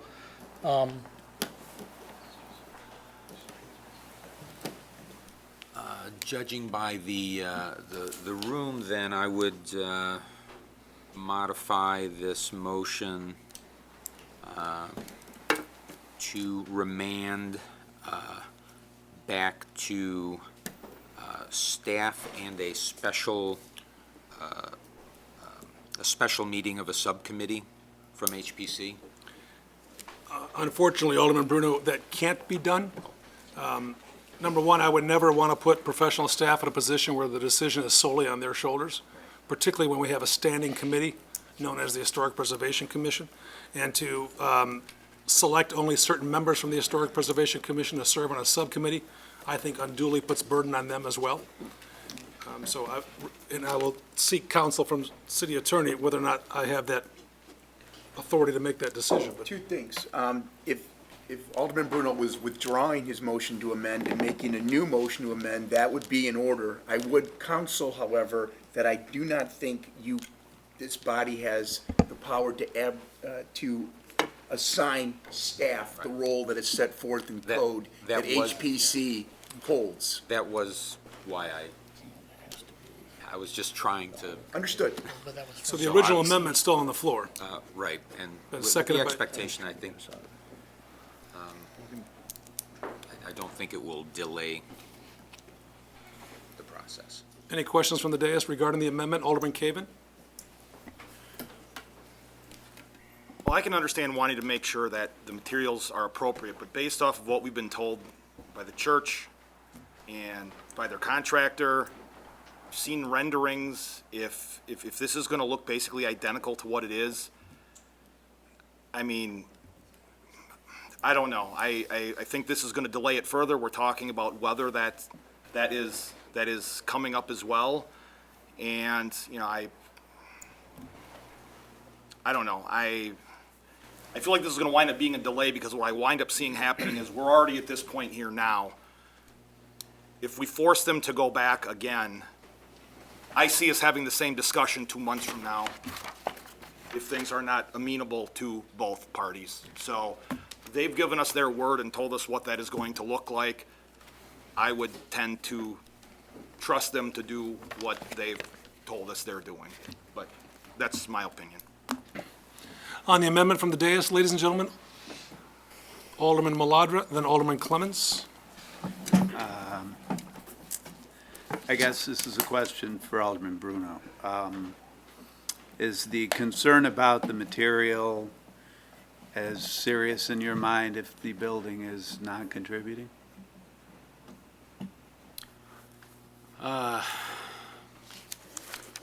Well, my expectation is still to uphold HPC, so I think any development, any construction in the district, pertinent points should be reviewed as any other.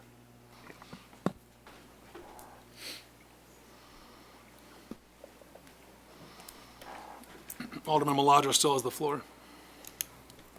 Now, the rest of what I was going to talk about is for the general, Okay. not the amendment. On the amendment from the dais, Alderman Clements? Thank you, Mayor. Just some clarification perhaps from the city attorney. If this motion as amended gets voted down, can we come back to the original motion? Yeah, it stays on the floor if if Alderman Bruno's motion to amend fails, the pending motion as it exists will be before the council. Okay, thank you. Because we're simply voting on the amendment. Thank you. Alderman Burkhart? Okay. Anyone else who wishes to ask questions about the amendment offered by Alderman Bruno, seconded by Alderman Burkhart? A simple majority is required.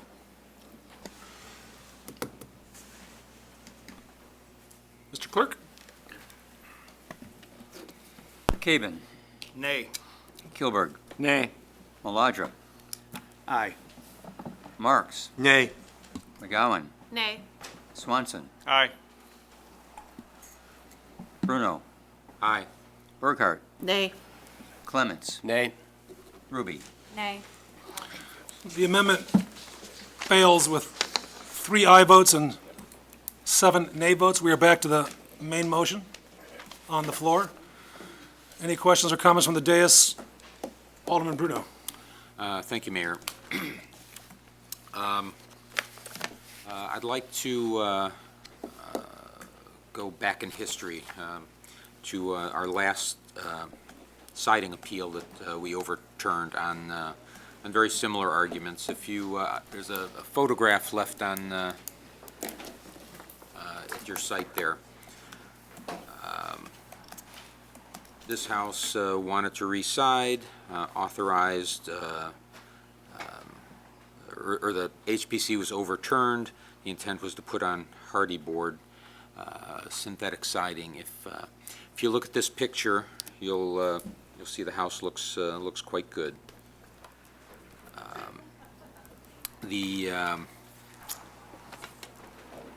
What you'll notice, though, or what you'll need to know, is that that is not replacement siding. That is the old siding that has been scraped and painted over the alligator paint. And if you'll note too, where the walls join above the porch where the address is, that siding does not line up wall to wall.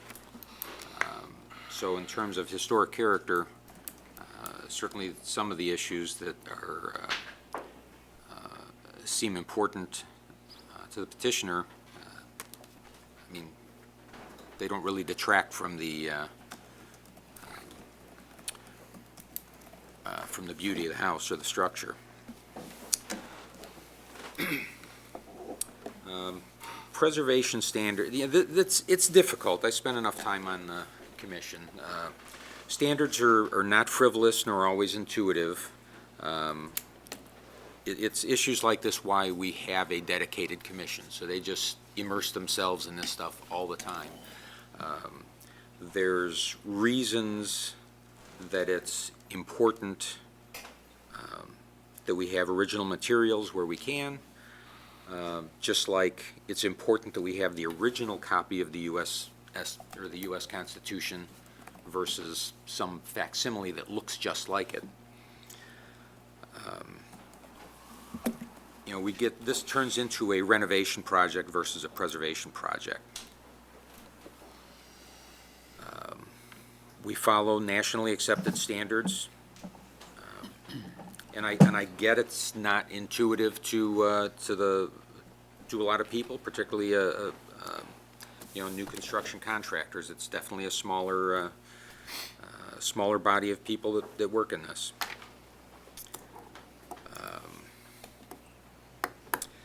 When you're talking about the original and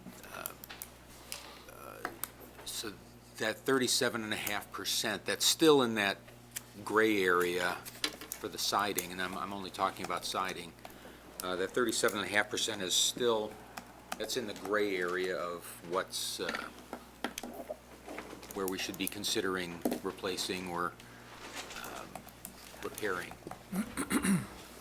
Have you considered, I believe, I don't have a picture right in front of me here, but have you considered going up to the oldest portion, like past that first bay with the original and doing all new materials for the remainder of the house? I think I'd have to clarify, let me see if I can bring back up the, talking about like on the west side here, or south side rather? Yeah. Because I mean, I've worked with siding. That siding actually seemed pretty, that it's in better shape than a lot that I've seen. I think that a lot of the siding that you're seeing that's in better shape is, like I said before, the stuff that I know has been replaced at some point already. The orange there above the porch and down at the bottom, and the orange yellow above here, and that was because at some point when they ripped off that porch that went all the way around there, there's an attic space that's in between that porch, and there was probably no siding in there when they originally built it, so they ended up siding from there all the way up. So, you know, I mean, we looked at what needed to be done that was rotted, what needed to be done because I have to re-flash around the roofs and around the bay windows and stuff. You know, and then the stuff that was just not in any kind of shape to keep. You know, as far as those upper portions, I'm not so sure that they are, you know, back to the 1920s, which seems to be the number that we need to get back to. And I don't know that anybody can do it without doing some carbon dating or who knows what. From my best estimates, like I said, I know that the porch was torn off in the 60s. I know that it has round-headed, round-shank galvanized nails, and that underneath those areas, there's tar paper, which is definitely, you know, a little bit further down the road in construction. And it doesn't have as many coats of paint by far. Yeah, the paint is not as checked and cracked and thick on it. So I'm also curious too. I would have given my eye teeth to have my interior walls exposed for spray foam insulation. I am a major convert to that in terms of really tightening up a house for unmatched thermal efficiency. You know, I look at this and I look at the numbers and I understand. I understand and empathize with everyone's position here, but if we overturn yet again tonight, I honestly question our commitment to historic preservation generally. Thank you. Thank you, sir. Anyone else on the dais regarding the Alderman Marks? Then Maladra? Probably to the builder. You were saying that actually the nails that are in that now, the older stuff, is that spike. So to pull that out is really gonna, how much of that can you save then? Isn't that gonna rip the board because of the age and the rotting of it? Yeah, I mean, a lot, the older nails, the stuff that are the, you know, they're a wedge-shaped nail, yes, you damage quite a bit of the siding, you know, plus the siding is pretty brittle. So even some of the other stuff, it's very hard to get this type of siding off without damaging it. So just to go around the areas in the green here around the bay windows where I need to pull it off because it's not flashed properly and that's why they've had rotting. Yeah, that's what I'm estimating that I'm going to take off, but it may be a little bit more up the sides in between those bays of that pink, which is the original type siding that comes off. Because you don't know what's in behind. Well, I just don't know how easily it's going to come off. I mean, I know, you know, myself and Mike from Red Oak Builders is a parishioner at the church, and he's been doing construction longer than I have. And the two of us, between the two of us, we probably damn near have 100 years of experience. And you know, we were trying to peel it off to get underneath it, to look at it and inspect it, and we were cracking boards left and right and breaking them. And I mean, this wasn't just some hack job contractor who came in with his, you know, skill saw a flying. Okay. Original budget, what was it for the whole project? Do you roughly remember that? And how much are you over now? Have you blown through the contingency at this point? You're gonna put me on the spot in front of my boss back there? In front of all your bosses, I think, back there. And just so we capture it, Mr. Walker, please use the microphone. Because this could pretty much determine your... Definitely his stairway to heaven, that's for sure. And I would say this, Alderman Marks, if you would let me interrupt, I don't know if that's relevant per se, so I would certainly, Mr. Walker Can I can answer address the it in way- terms of the cost differential, but I would Well- tell you, we definitely ran into some things we did not intend to run into. As I have said to just about anybody who's taken a tour with me, if Arnie went out in the middle of a field and dug a hole and started pouring cement, it's pretty easy. You put them between two buildings that are that close off the elevations, and the material is called Riverstone, but imagine digging in a sand pit and it just caves in. The concrete work and the engineering was changing by the day, and the price was going up by the day. We were just adjusting our budget. How are we doing it? We have a long list of things in our budget to complete the project. Equipment, microphones, speakers, all that. That's all going away. When we're done, it will not be done. When we're done, there'll be a lot of room for a lot more parishioners to, but first we have to complete the structure so we can use it, and we got to get the mortgage paid down. Then we can come back and get the nice-to-haves, because those have all gone away. Okay. Thank you. Alderman Maladra. Is it on? Yep. Okay. So I wanted to go back to something I saw on the slides. It said that in 1970, property was encased in aluminum siding. That was the entire thing, or parts of it? One end to the other, yeah. One end to the other end. And all the windows had aluminum frame storms put on the outside. And for our assistant rector who lived in there, because that still didn't get the job done, there was plastic covering on the windows on the inside in an attempt to try to keep the... Right. So when our historic district was created, that was pretty much the physical characteristics of the property? We were definitely the ugly duckling in the... I didn't say that. That's not where I'm going. What I'm heading for is the question of integrity, and if we overturn this, whether or not it means we don't support preservation. What I'm wondering is what exactly is it we're trying to preserve? If, as Mr. Hiller said, the integrity of this property, or what makes it significant as opposed to non-contributing, hinges on the siding, and if the siding, when the district was created, was not original material, I'm thinking that the property probably wasn't significant to begin with. My take would be either that, or when we approved the window change, now we're looking at new windows in a building that's largely not original siding. We just created a non-contributing structure. So, so I'm inclined to think along those lines. Thanks.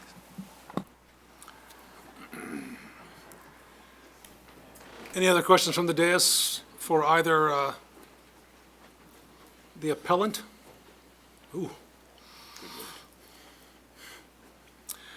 Ladies and gentlemen in the audience, on the off chance you have not been so advised, the motion made this evening regarding the appeal of the Historic Preservation Commission was made with the language using a vote for reversal.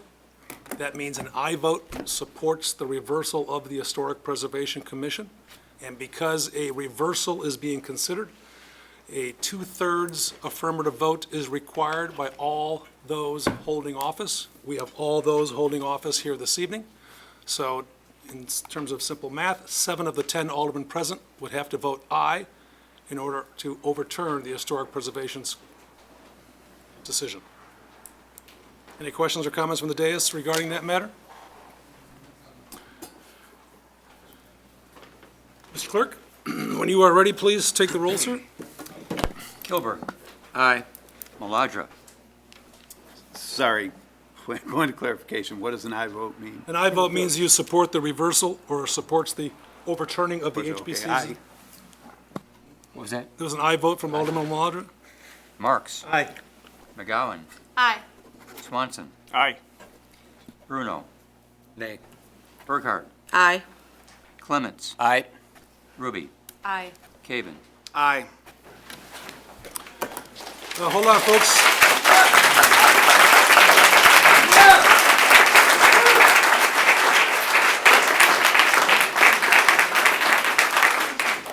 Just for the record, folks, the vote was 9 affirmative votes, 1 opposed. The motion carries. Do you want to have your picture taken with Arnie and I? I've never really liked Arnie, so thank you. Bring that $25 for that pizza. That's all it is. It was 50. For those of you who are sticking around for the committee of the whole meeting, please forgive me in advance. We have a time-sensitive issue. We're going to be adjourning into closed session for all of 5 minutes. We'll return, we will take some public action, and we will switch to the committee of the whole. So do I have a motion to go into closed session? Seconded by Marks and by Caven. All in favor, please say aye. Aye. We'll be right back, folks. Ladies and gentlemen, I entertain a motion to return to open session. Motion by Alderman Marks, seconded by Alderman Swanson. A roll call vote is in order to return to open session. Mr. Clerk, please take the roll. Bruno. Here. Burkhart. Aye. Aye. Clements. Aye. Ruby. Aye. Caven. Aye. Kilberg. Aye. Maladra. Hey. I just wanted to see what happened. Aye. Marks. Aye.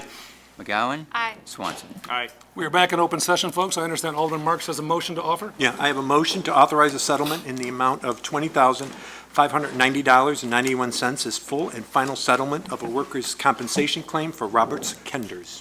Second. Motion on the floor was seconded by Alderman Clements. Correct.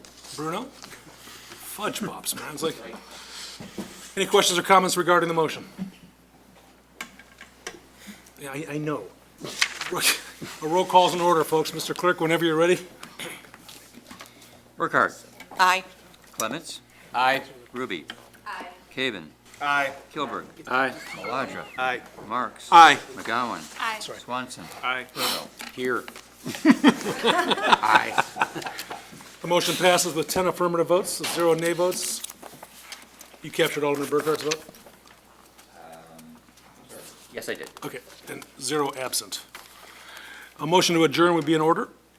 Motion by Alderman Marks. All in favor, please say aye. Aye. We are adjourned from the city council meeting, folks. If there's no objection, we'll commence with the committee of the whole meeting immediately, whenever the clerk is ready.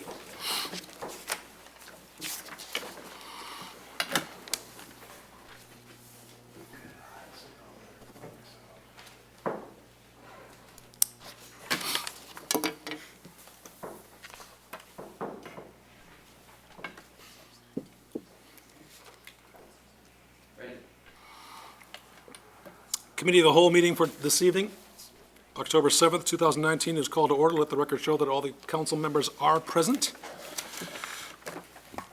Item 3A, folks, is consider approval of special event application for Geneva Chamber of Commerce Christmas Walk and House Tour, December 6th through the 7th, 2019, including the requests for street closures and city services.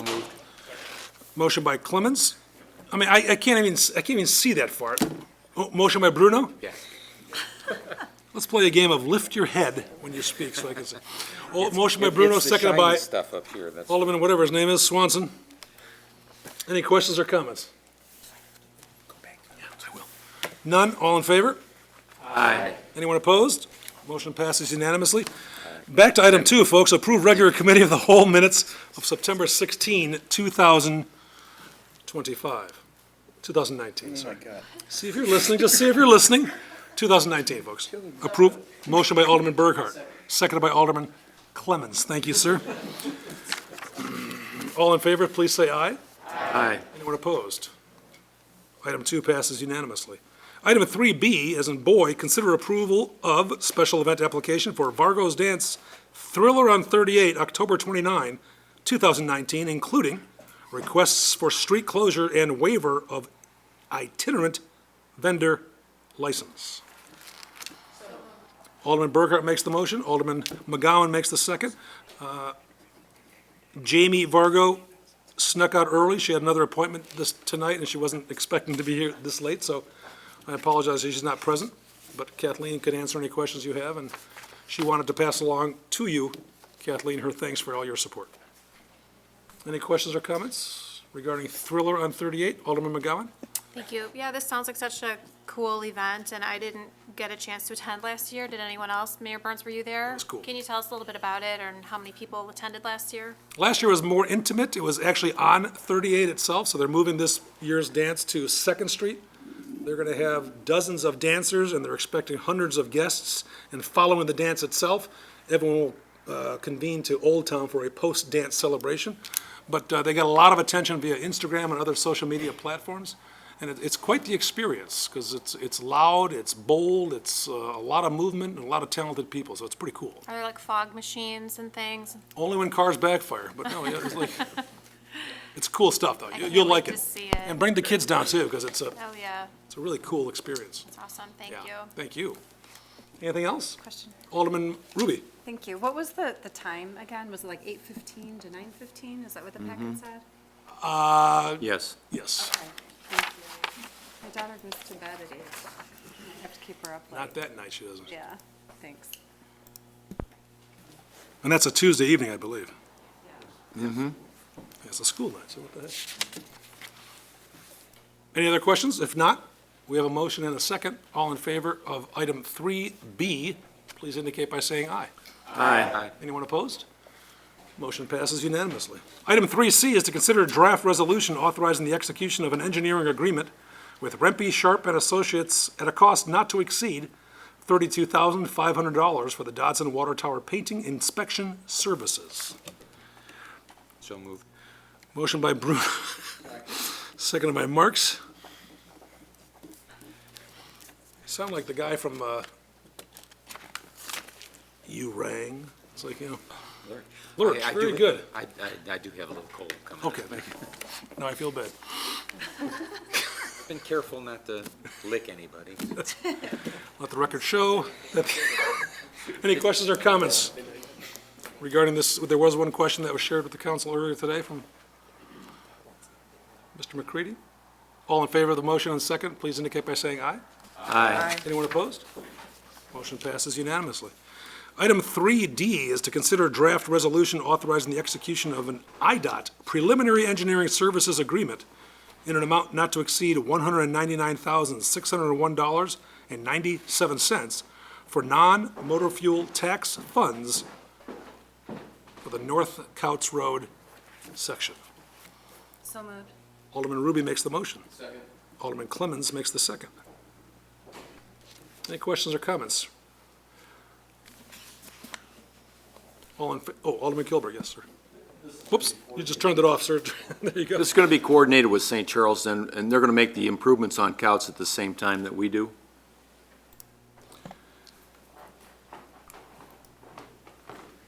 Yes, sir. This is coordinated with St. Charles. Okay. So this represents just our portion of Right, that Phase 1 of the study. engineering on it. Yes, sir. And then, and maybe it was in here and I missed it, we're anticipating this to be done in '21? Well, we have to, when this study is completed, then we'll be applying for a grant, and we'll have to Okay, wait so and it see could when be that. 21 or beyond. It could easily be 21 beyond. Yeah. There are portions of Couts that are deteriorating quite a bit. I think it's worse in St. Charles than it is in Geneva, is that right? Well, there's a portion of ours that's in pretty bad shape, Yeah, too. okay. It's approximately 3,000 feet of road that's Bad shape. tough shape, yeah. There's going to be some widening and improvement on the shoulders, which needs to be done. I would assume that's part of it, we're Yes. anticipating. At the north end and the south end, there's 3 lanes. It's Yeah. in the middle part where it's 2-lane rural cross-section that is obviously in the worst part, in worst Right, condition. plus there's hardly any shoulders in some of those areas. Yeah. Exactly. Yeah, okay, thank you. Anyone else? Questions for Mr. Schreiber? We have a motion and a second. All in favor, please say aye. Aye. Anyone opposed? Please say no. Motion passes unanimously, Mr. Clerk. Item 3E is to consider a draft resolution authorizing the execution of a local agency agreement with IDOT and the state of Illinois for federal participation in the East State Street Reconstruction Project. Alderman McGowan makes the motion, and Alderman Burghardt makes the second. Any questions or comments? Cool stuff. All in favor of the motion, please indicate by saying aye. Aye. Anyone opposed? The motion passes unanimously, sir. Any new business? At all? About anything? If not, a motion to adjourn would be in order. Alderman Marks makes the motion. All in favor of adjourning this meeting, please say aye. Aye. We are adjourned, ladies and gentlemen.